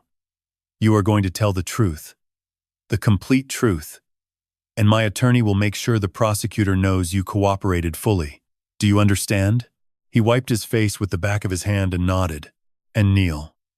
I paused. I did not know why I was about to say what I was about to say, except that I had spent 30 years designing buildings that kept people safe, and I could not stop now. "I'm going to make sure Caleb gets his surgery." Neil Grayson stared at me. The fog shifted behind him, and for one brief second, the first pale light of dawn broke through the gray and touched the edge of the platform where we stood. His mouth opened, but no sound came out. I turned away from him and looked out over the railing. My railing, 60 feet above the rocks, bolted and braced and unbreakable. And I waited for the sound of engines on the water. The engines came first as a hum, low and distant, like a bumblebee trapped behind glass. Then the hum became a growl, and the growl became a roar, and the roar split the fog apart in 2 white lines of churning wake as the Coast Guard cutter rounded the northern headland of Orcas Island and aimed its bow straight at the Cedar Ridge dock. Neil Grayson heard it too. He turned toward the water, and his entire body went still. Not the stillness of a man preparing to fight, but the stillness of a man who had already surrendered. His hands hung at his sides. His work boots were planted on the wet deck. He did not look at me. He looked at the cutter slicing through the gray morning sea, and I think in that moment he understood that the life he had known, double shifts, maintenance uniforms, rusted tools, the quiet apartment where a 9-year-old boy waited for a surgery that insurance would not cover, was over. I lowered the voice recorder but did not turn it off. The red light continued to blink. "When they come up here," I said, "don't resist. Don't explain. Just put your hands where they can see them and wait for my attorney to call." Neil nodded. He did not look at me. The cutter docked at 5:31 a.m. I know the time because Tommy Chen texted it to me exactly 4 seconds later. A single line, no punctuation. Cutter docked 531, 3 officers on deck. I read the message and slid the phone back into my jacket pocket and watched 3 figures in blue uniforms step onto the Cedar Ridge dock, their boots echoing on the wooden planks I had specified in my original drawings. Douglas fir. Pressure-treated, 40 years lifespan. Bolt pattern, every 18 inches. The lead officer was a woman. Lieutenant Commander Sarah Voss, as I would learn later. 11 years in the Coast Guard, stationed at Sector Puget Sound in Seattle. She had a voice that carried the way a foghorn carries, clear, flat, designed to cut through noise. I heard her before I saw her face. "Mr. Castellano?" Up here, I called. Eagle Point platform. One other individual with me. He is unarmed and cooperative. They climbed the trail in under 3 minutes. Lieutenant Commander Voss appeared first through the fog, one hand on her sidearm, eyes scanning the platform with the mechanical precision of someone who had boarded vessels in open water and found worse things than a weeping maintenance worker and a retired architect. 2 officers flanked her, Petty Officer Ruiz and Petty Officer Delacroix, both young, both tense, both watching Neil the way cats watch a mouse that has stopped running. "Neil Grayson?" Voss said. "Yes, ma'am." "Turn around." "Hands behind your back." Neil turned. He placed his hands behind his back with the slow, deliberate care of a man folding a flag. Ruiz cuffed him. The metal clicked twice in the fog, and the sound traveled across the platform and over the railing and down 60 feet to the rocks below, where I was supposed to be lying with a broken neck. I exhaled. It came out shaking, uneven, a breath I had been holding since Thursday night when I stood in that hallway outside my old studio and heard my son's voice say, "One push. The railing won't hold. 2 days." I had held that breath for 2 days. Voss turned to me. "Sir, are you injured?" "No." "Your attorney, Howard Mackenzie, has been in contact with our station since 04:45.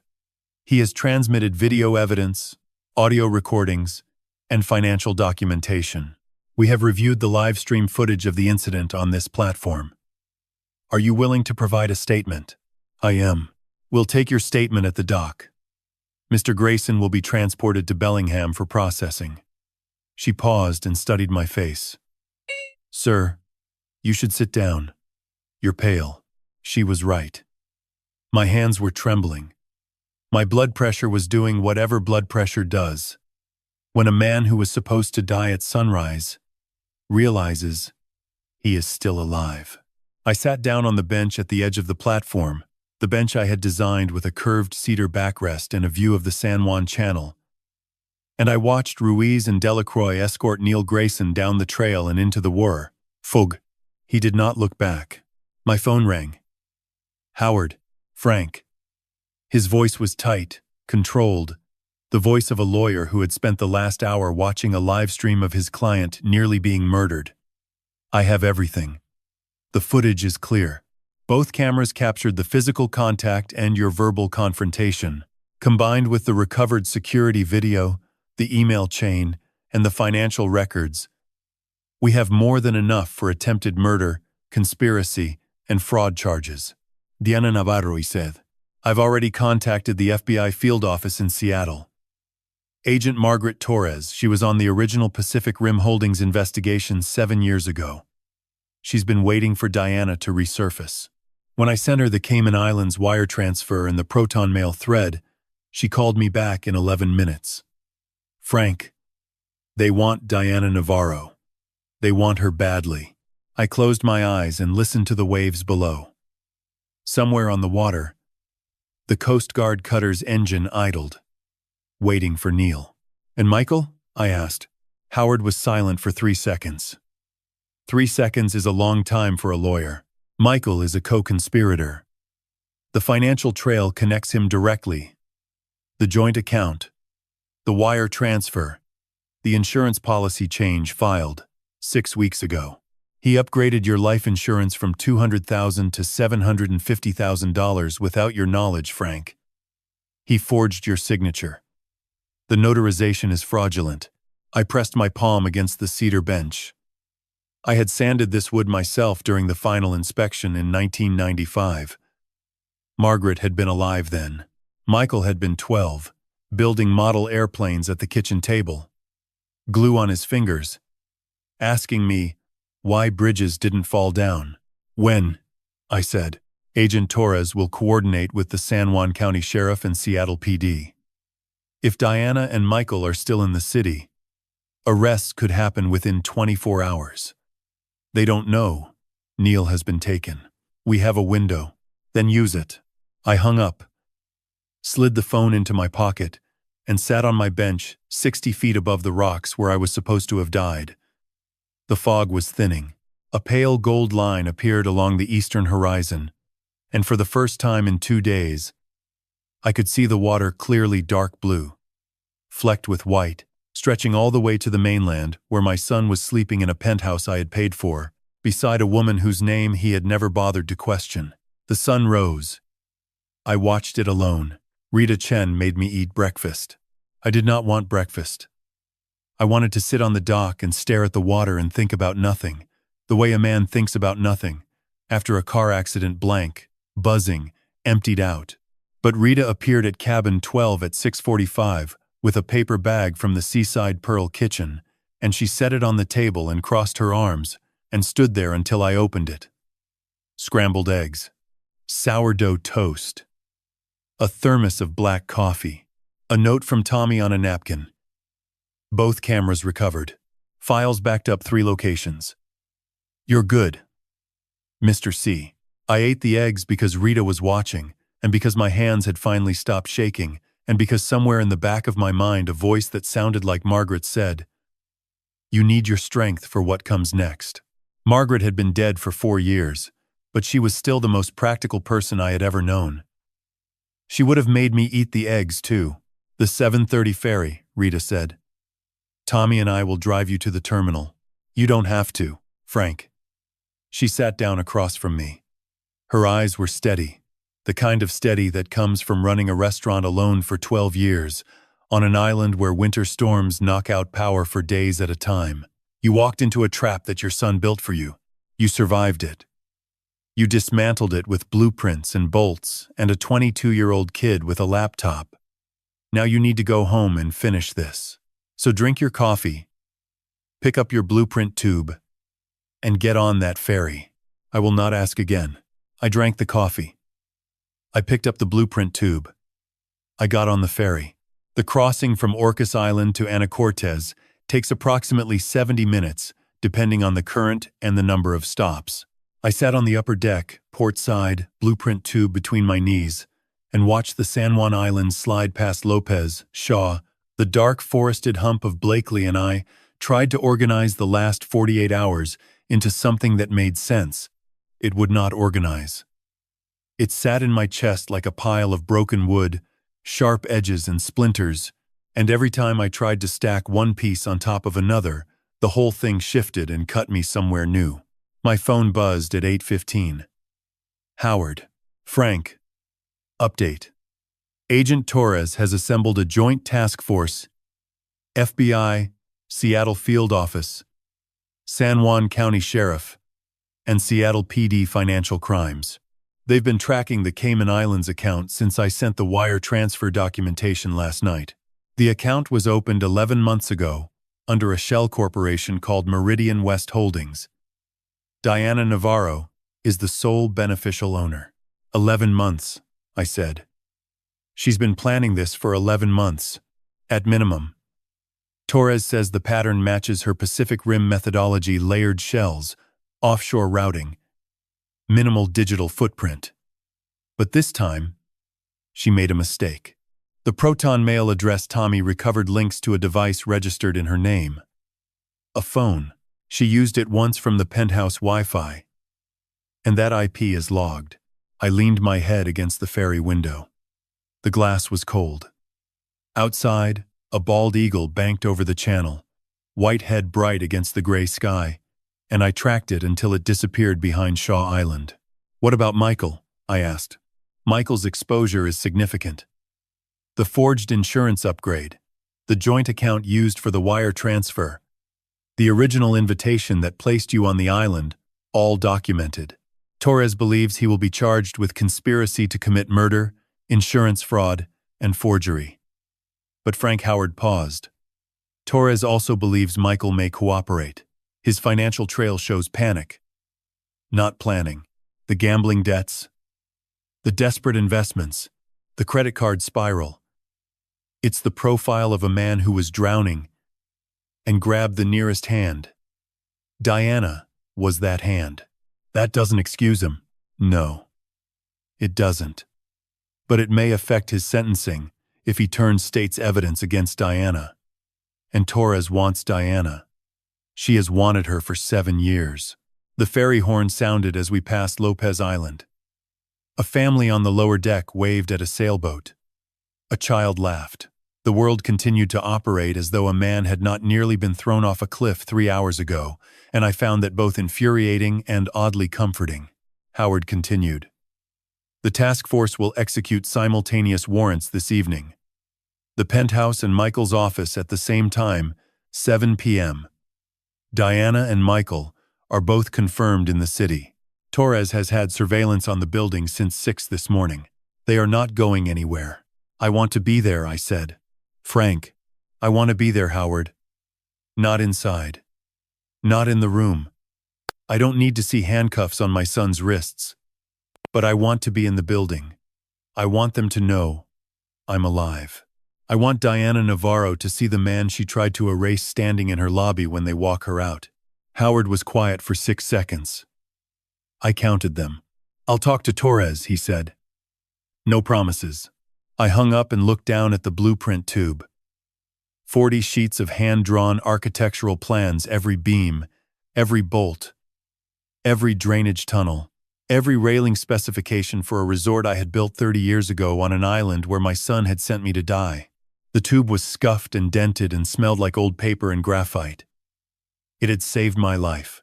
The ferry docked at Anacortes at 8:42. I walked off the ramp and onto the mainland, and the ground felt different under my feet. Solid, permanent, real, in a way that island ground never quite manages. Tommy had arranged a rental car, prepaid, waiting in the terminal lot. A gray Honda Civic. Practical. Anonymous. I put the blueprint tube on the passenger seat, adjusted the mirror, and pulled onto Highway 20, heading south towards Seattle. 114 miles. Approximately 2 hours. At 7 p.m., the warrants would be executed. Diana Navarro would learn that the architect she had tried to kill had designed the trap that caught her instead. I drove toward the city where my son was waiting for news of my death, and I brought my blueprints with me. I arrived at Harborview Towers at 6:43. The building was mine. I mean that literally I had designed it in 2001. A 22-story residential tower on the Seattle waterfront with floor-to-ceiling glass, cantilevered balconies, and a lobby clad in Alaskan white marble that I had personally selected from a quarry outside Juneau. The developer had gone bankrupt in 2008. The building changed hands twice, and eventually Michael bought the penthouse on the 22nd floor with money I now understood had come from a forged home equity line in my name. My son lived in my building, purchased with my credit, planning my death from a room I had drawn on paper before he graduated high school. Howard was waiting in the parking garage, level B2, standing beside a black Suburban with tinted windows. He wore the same Navy suit he wore to every courtroom, every deposition, every meeting where the outcome mattered. He looked at me and did not smile. Torres approved it, he said. You can be in the lobby. Ground floor only. You do not speak to Michael or Diana until after they are processed. You do not interfere with the arrest. If anything goes sideways, you leave through the garage exit and I drive you to my office. Understood? Understood. Frank. He put his hand on my shoulder. Howard Mackenzie had been my attorney for 26 years. He had handled my firm's contracts, my estate plan, Margaret's medical directives, and her funeral arrangements. He had never once touched my shoulder. Are you sure you want to see this? I looked at the concrete ceiling of the garage. Somewhere 22 floors above us. My son was eating dinner. Maybe watching television. Maybe checking his phone for a news alert from Orcas Island. A drowning. A fall. A 68-year-old man found on the rocks below a viewpoint with a faulty railing. He was waiting for confirmation that his father was dead. And instead, his father was standing in the basement of the building he had designed, holding a tube of blueprints and a heart that would not stop breaking. I'm sure, I said. We took the service elevator to the lobby. Howard had coordinated with the building's security director, a man named Paul Ochoa, who recognized my name on the original architectural drawings displayed in the management office. Ochoa cleared the lobby of residence at 6:55 under the pretense of a fire alarm test. By 6:58, the marble hall was empty except for me, Howard, Ochoa, and two plainclothes FBI agents positioned near the elevator banks. I sat on the bench by the west window, a bench I had specified in the original plans.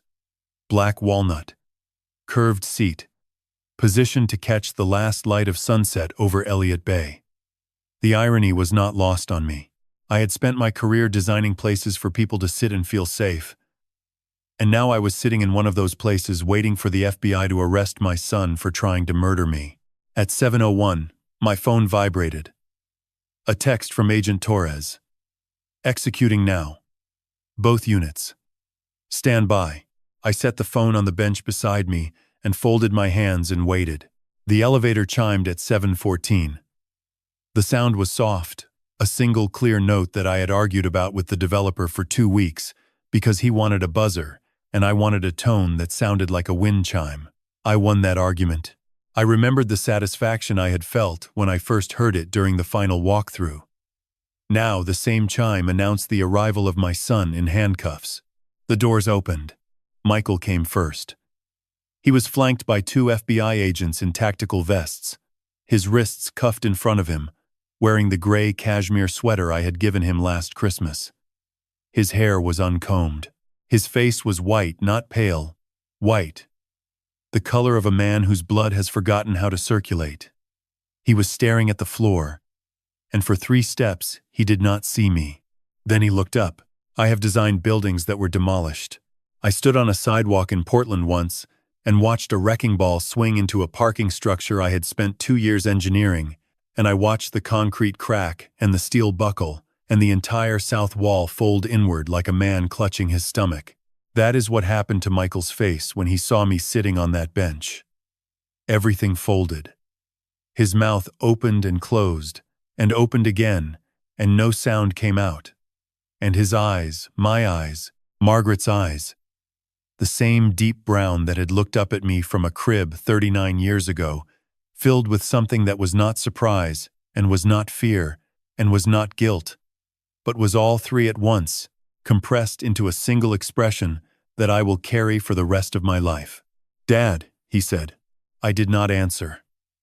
I had promised Torres I would not speak to him, but I also could not speak to him because my throat had sealed shut and my hands were gripping the edge of the walnut bench so hard that my knuckles had turned the same white as his face. The agents guided him past me. 6 feet. He passed 6 feet from where I sat. Close enough that I could smell his cologne Tom Ford, the bottle I had given him for his birthday, and then he was through the lobby and out the glass doors and into a waiting vehicle, and he was gone. The elevator chimed again at 7:19. Diana Navarro walked out with her chin raised. She was dressed in black blouse, black trousers, black heels that clicked against my marble floor with the measured rhythm of a metronome. Her hands were cuffed behind her back, and yet she moved, as though she were arriving at a dinner party. 2 agents flanked her, and Torres herself walked 3 steps behind. A manila folder pressed against her chest. Diana saw me immediately. She did not fold. She did not crumble.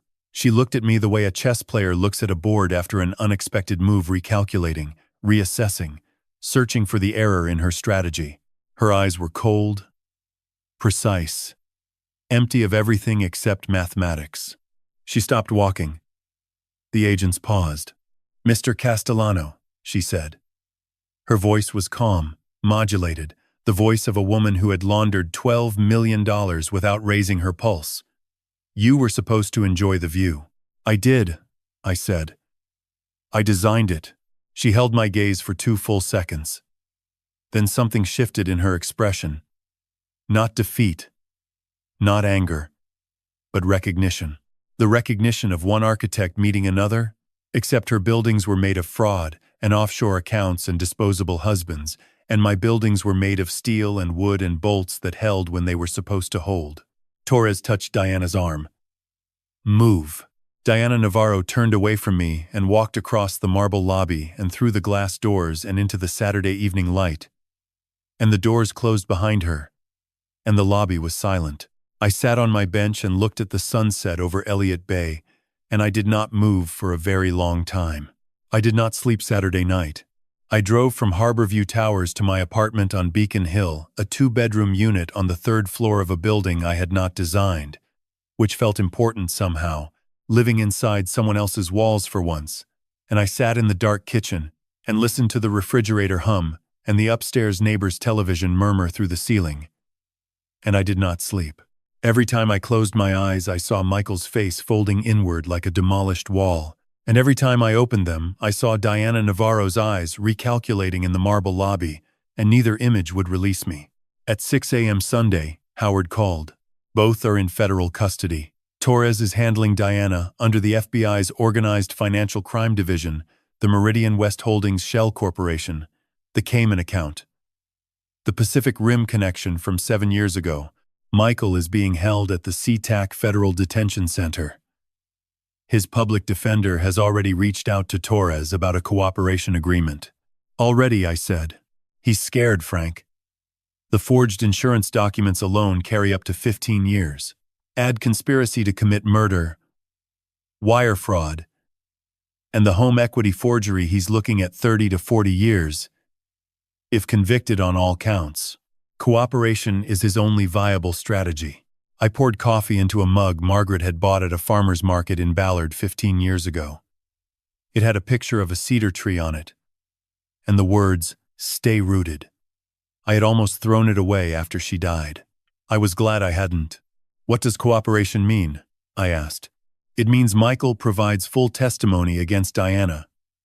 Her role as the architect of the plan, the recruitment of Neil Grayson, the financial infrastructure, the Cayman transfers, the forged documents. In exchange, the prosecution recommends a reduced sentence. Torres estimates 12 to 15 years instead of 30 to 40. 12 to 15 years. I said the numbers out loud because I needed to hear them in my own voice, in my own kitchen, to make them real.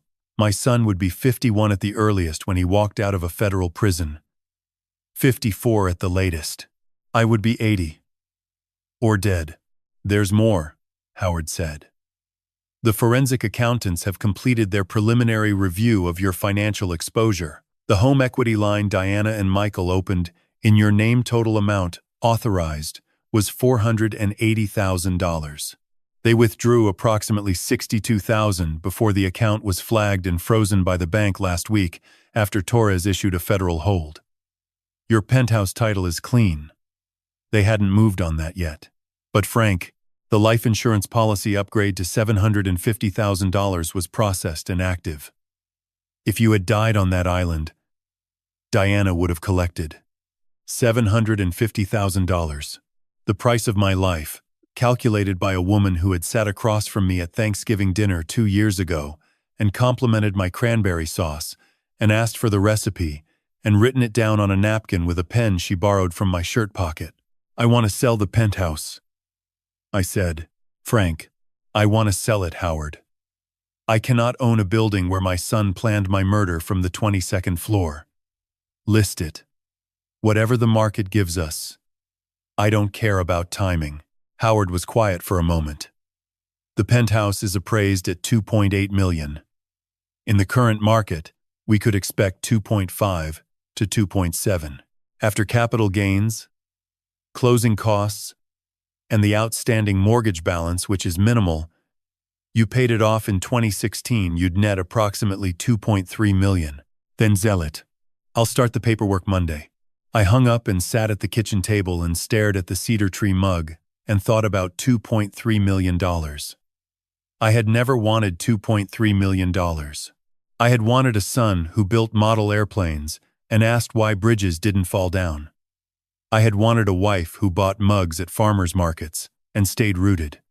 I had wanted a life that made sense, and instead, I had a blueprint tube leaning against my hallway wall and a savings account that was about to swell with money that tasted like ashes. Monday morning, I drove to Howard's office in Pioneer Square. We spent 4 hours reviewing the full scope of the case. Howard laid it out on his conference table like an autopsy documents arranged in chronological order. Color-coded, annotated. The timeline was precise. Diana Navarro had begun planning 11 months ago. She identified the Cedar Ridge retreat through Michael, who mentioned it casually, his father's most famous project.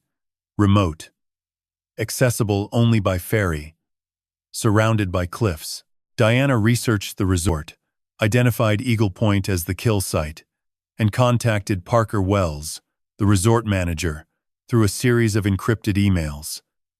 Wells, who had gambling debts of his own $78,000, owed to 3 separate online platforms, agreed to cooperate for a payment of $30,000. Neil Grayson was recruited 4 months ago.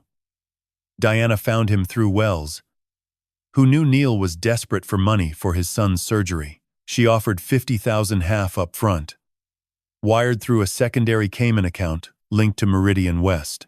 Neil replaced the railing bolts on May 29th and disabled camera 27 using his admin access. The invitation to me, the gold envelope, the ferry ticket, the 6-night stay, was sent 3 weeks before my arrival. Michael handled the logistics. Diana handled the architecture of the crime. The symmetry was not lost on me. She had designed a murder the way I designed buildings, with layers, redundancies, and structural logic. The difference was that her structure had a fatal flaw. She did not know the architect of the building she was trying to demolish. By Wednesday, Torres had secured indictments. 5 counts against Diana Navarro. Conspiracy to commit murder, attempted murder, wire fraud, money laundering, and insurance fraud. 4 counts against Michael Castellano. Conspiracy to commit murder, insurance fraud, forgery, and wire fraud. 3 counts against Parker Wells. Conspiracy, obstruction of justice, and bribery. Neil Grayson. Attempted murder and conspiracy, with a cooperation agreement pending. Howard read the indictments to me in his office, and when he finished, I asked the only question that mattered. What happens to Neil's son? Howard looked up from the documents. Caleb? Caleb. 9 years old. Spinal fusion. $112,000. Frank. Neil Grayson tried to kill you. His son didn't. I stood up and walked to the window. Pioneer Square was gray and wet, pigeons on the cobblestones, a man selling umbrellas on the corner. Set up a medical trust. Anonymous. Funded from the penthouse sale. Enough to cover the surgery and 2 years of rehabilitation. Howard, do it before the sentencing. I want Neil to know before he stands in front of a judge that his son will be taken care of regardless of what happens to him. Howard set down his pen. He looked at me for a long time. You're a strange man, Frank Castellano. I'm an architect. I build things, even when everything else falls apart. The trial began on a Monday in October, 4 months after the arrests. In a federal courtroom on the 7th floor of the United States District Courthouse in downtown Seattle. I had never been inside the building before, which surprised me. 30 years designing structures in this city, and I had never set foot in the place where the government decided who was guilty and who was free. The courtroom was smaller than I expected.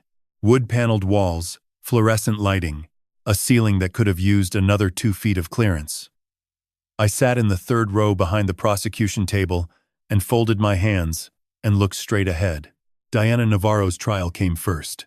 She entered the courtroom in an orange jumpsuit with her hair pulled back and her chin raised at the same angle it had been in the lobby of Harborview Towers. 4 months in federal detention had not bent her. She sat beside her defense attorney, a man named Garrett Lyle from a firm in Los Angeles that charged $900 an hour. And she did not look at me. Not once. Not during jury selection, not during opening statements, not during the 3 days of testimony that followed. She looked at the judge, at the jury, at the ceiling, at her own hands. But she never turned her head the 14 degrees necessary to make eye contact with the man she had tried to erase. Agent Torres testified first.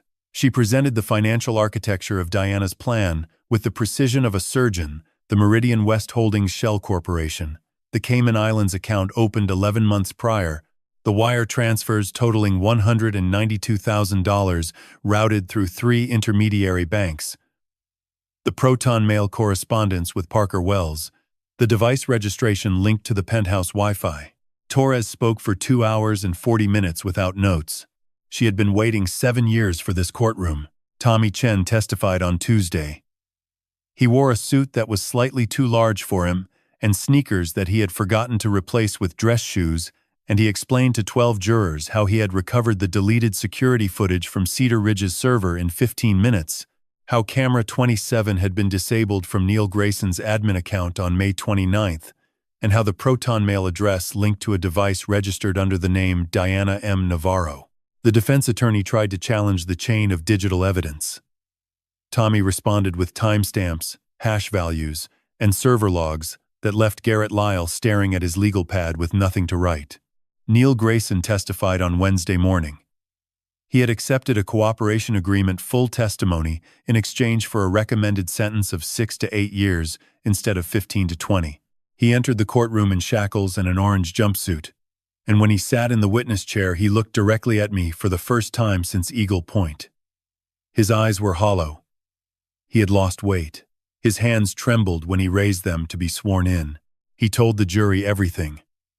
Diana's initial contact through Parker Wells. The $50,000 offer. The Cayman wire transfer $25,000 up front. $25,000 after confirmation of death. The railing swap on May 29th, executed at 9:14 p.m., using a socket wrench and 8 aluminum bolts purchased from a hardware store in Anacortes with cash. The disabled camera, the blocked trails, and the morning of June 12th, when he walked through the fog to Eagle Point and pushed a 68-year-old man into a railing that was supposed to collapse and did not. Why didn't it collapse? The prosecutor asked. Because he fixed it, Neil said. He was looking at me. He went out there the night before and put the real bolts back. The ones he designed 30 years ago. The courtroom was silent for 4 seconds. I counted them the way I had counted Howard's silences on the phone.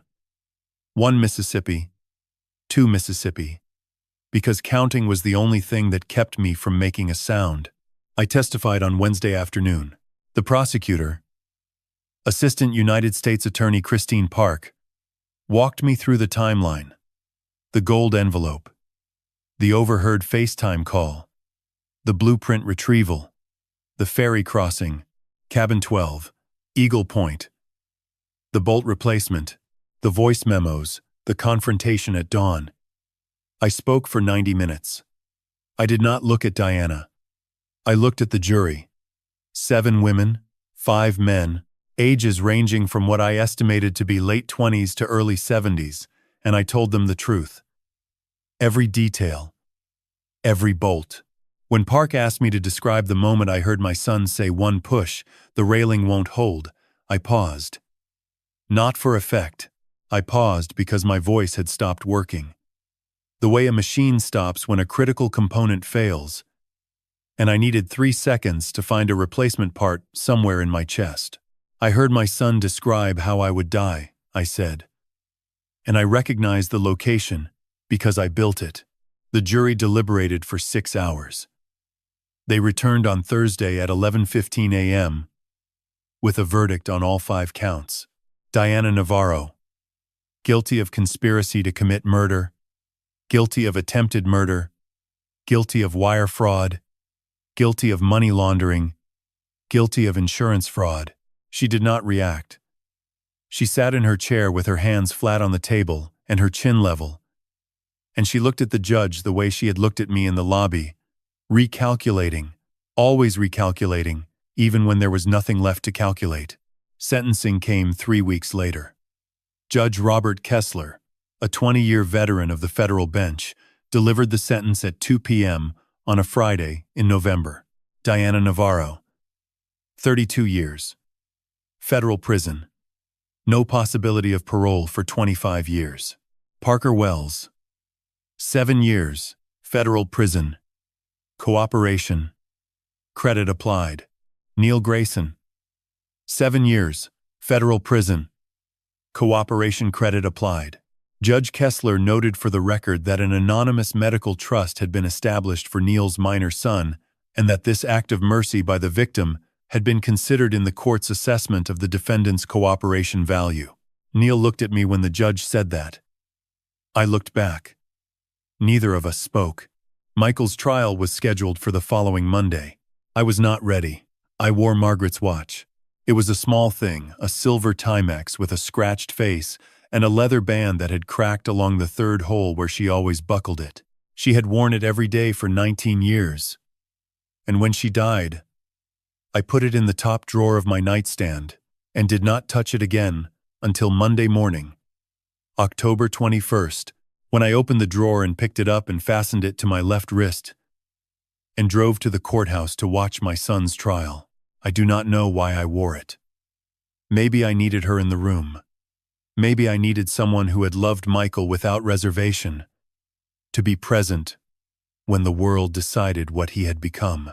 Maybe I just needed the weight of it on my wrist, 3 ounces of silver and glass and cracked leather, to remind me that I had once been part of a family that worked.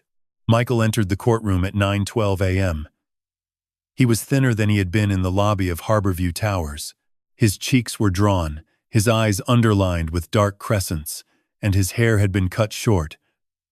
Prison short, institutional short.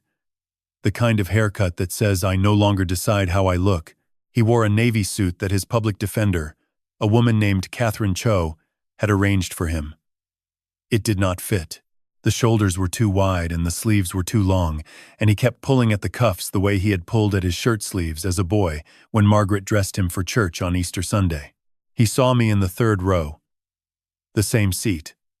I had not moved. This time he did not say Dad. He looked at me for approximately 4 seconds, I counted, because counting had become the only language I trusted. And then he looked away and sat down and placed his hands on the table and did not move them again for the next 3 hours. The prosecution's case against Michael was built on documents. AUSA Christine Park projected them onto a screen one by one, the forged life insurance upgrade from $200,000 to $750,000, bearing a signature that a handwriting expert named Dr. Alan Hirsch testified was inconsistent with the known exemplars of Franklin Castellano and consistent with the known exemplars of Michael Castellano. The home equity application for $480,000, same conclusion. The joint bank account statements showing the wire transfer of $192,000 to Meridian West Holdings. The text messages between Michael and Diana recovered from a cloud backup, 47 messages over 9 months. Carefully worded. Never explicitly mentioning murder, but constructing a financial scaffold around my death with the same precision Diana had applied to everything she touched. Catherine Cho's defense strategy was straightforward. Michael was a victim of Diana Navarro's manipulation. He was drowning in $320,000 of debt, $230,000 from a failed tech investment brokered by Diana, $90,000 in credit card debt accumulated during their marriage. Diana had controlled the finances, directed the planning, recruited the operatives, and designed the execution. Michael was a pawn, a weak man, a desperate man, but not a murderer. It was a reasonable argument. It was also insufficient. On Wednesday, Christine Park called me to the stand. I sat in the witness chair and looked at my son 6 feet away. And Christine Park asked me the question I had been dreading since June. Mr. Castellano, on the evening of June 6th, you overheard a FaceTime conversation between your son and his wife. Can you describe what you heard? I described it. Every word. Michael's voice saying one push. The railing won't hold. Diana's voice saying the insurance is processed. The equity line is active. Costa Rica in 72 hours. Michael laughing a short, nervous laugh. The laugh of a man who knows he is doing something unforgivable and cannot stop himself. I described the laugh because the jury needed to hear it, and because I needed to say it out loud in a room where it could be recorded and preserved and never denied. Did your son know about the plan to kill you? Park asked. Yes. How do you know? Because he designed the invitation. He chose the dates. He chose cabin 12, the most isolated unit on the property, accessible only by a single trail, with direct access to Eagle Point. He knew I built Cedar Ridge. He knew I would go to Eagle Point because I always went to Eagle Point. He knew my blood pressure medication was in my suitcase, and he called me on the island to ask if I was taking it. Not because he was concerned about my health, but because he needed me alive long enough to reach the railing. The courtroom was silent. Michael was staring at the table. His hands had not moved. "Mr. Castellano," Park said quietly, "is there anything else you would like to tell the jury?" I looked at my son. He did not look up. "Michael used to build model airplanes at our kitchen table," I said. "He was 9. He used too much glue, and the wings were always crooked, and he would bring them to me and ask me to fix them, and I always fixed them. Every single one, because that is what fathers do." I stopped. Margaret's watch ticked against my wrist, 3 ounces of silver, keeping time in a room where time had become the most expensive thing in the world. "I cannot fix this," I said. Catherine Cho did not cross-examine me. She stood, looked at the jury, and sat back down. There was nothing to ask. There was nothing to challenge. A father had just told 12 strangers that his son had tried to kill him, and no question in any legal textbook could undo that. The jury deliberated for 4 hours. They returned at 3:47 p.m. on Friday, October 25th. Michael Castellano, guilty of conspiracy to commit murder, guilty of insurance fraud, guilty of forgery, guilty of wire fraud. Michael did not look at me when the verdicts were read.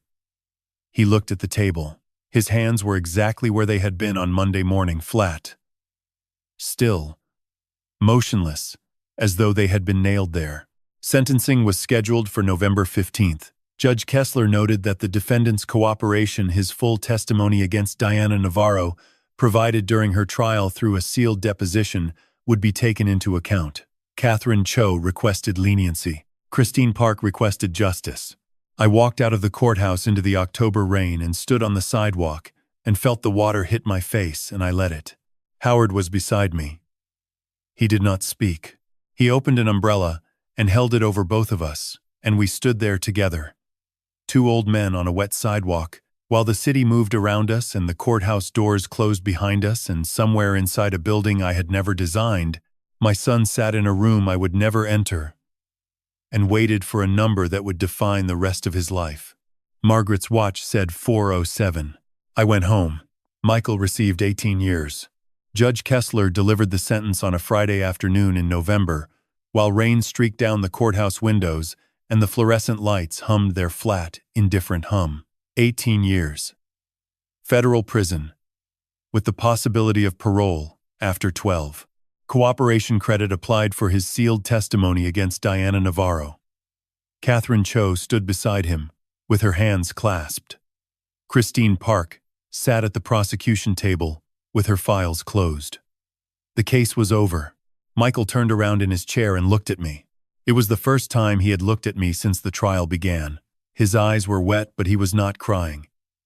He was holding it the way a dam holds water, with visible pressure behind the surface, cracks forming but not yet breaking. He opened his mouth and I thought he was going to say something, "I'm sorry," or "Dad," or "I didn't mean for it to go this far," but no sound came out. The bailiff touched his arm. Michael stood. He was escorted through the side door, and the door closed, and the courtroom was a room again, instead of the place where my son's life was measured and divided into before and after. Howard drove me home. We did not speak during the 22-minute drive. He parked outside my building on Beacon Hill and turned off the engine and sat with his hands on the wheel. "What are you going to do now, Frank?" I looked at the apartment building, 3 stories, brick facade, built in 1978 by someone whose name I did not know. It was not a beautiful building. The proportions were slightly off. The window placement lacked rhythm, and the entrance canopy sagged on the left side where a support bracket had corroded. But it was solid. It was standing. It had kept people warm for nearly 50 years without asking for recognition. "I'm going to fix that canopy," I said. Howard looked at the sagging bracket. He looked at me, and for the first time in 26 years of knowing Howard Mackenzie, I heard him laugh. A real laugh. Not a courtroom laugh. Not a conference room laugh, but the kind of laugh that escapes from a man who has been holding his breath for 5 months and finally lets it go. I fixed the canopy the following Saturday. It took 4 hours. A new stainless steel bracket, and a borrowed ladder from the building superintendent, a man named Jorge, who watched me work from the sidewalk with his arms crossed and a cup of coffee, and who said, when I climbed down, "You're pretty good at that for an old guy." "I've had practice," I said. The penthouse sold in December for $2.4 million. After taxes, fees, and the outstanding mortgage, I netted $2.2 million. Howard distributed the funds according to my instructions. The anonymous medical trust for Caleb Grayson received $300,000, enough for the spinal fusion surgery, 2 years of rehabilitation, physical therapy, and a college fund that would mature when he turned 18. I did not tell Neil. I asked Howard to notify his public defender, who would inform him at the appropriate time. I kept $400,000 for myself. The rest, $1.5 million, I placed in a charitable trust administered by Howard, designated for 3 purposes: scholarships for architecture students at the University of Washington, free structural safety inspections for low-income housing in King County, and a small annual grant for single parents facing catastrophic medical expenses for their children. I named the trust the Margaret Castellano Foundation. Margaret would have argued with me about the name. She would have said it was too formal, too serious, that she preferred something with a cedar tree on it. I named it after her anyway. In January, I returned to Orcas Island, not to Cedar Ridge.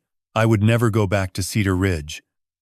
And the resort itself had closed in November after Parker Wells's arrest, the property seized by federal marshals pending asset forfeiture proceedings.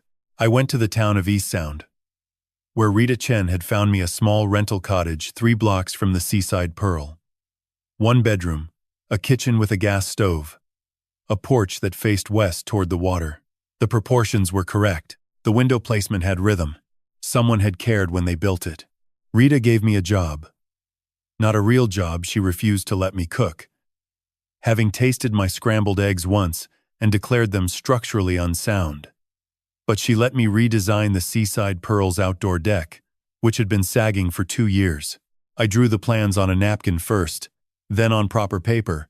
Then I built it myself over 3 weekends, with Tommy handing me tools and asking questions about load-bearing calculations that I answered with more patience than I had shown my own son in 39 years. On a Tuesday evening in March, I sat at the corner table of the Seaside Pearl with a cup of coffee and a blank sheet of paper, and I wrote a letter. Dear Caleb, you don't know me, and that's okay. I'm writing because I want you to know that someone in this world is thinking about your spine, about the surgery, the recovery, the physical therapy, and the day you will stand up straight and walk without pain. That day is coming.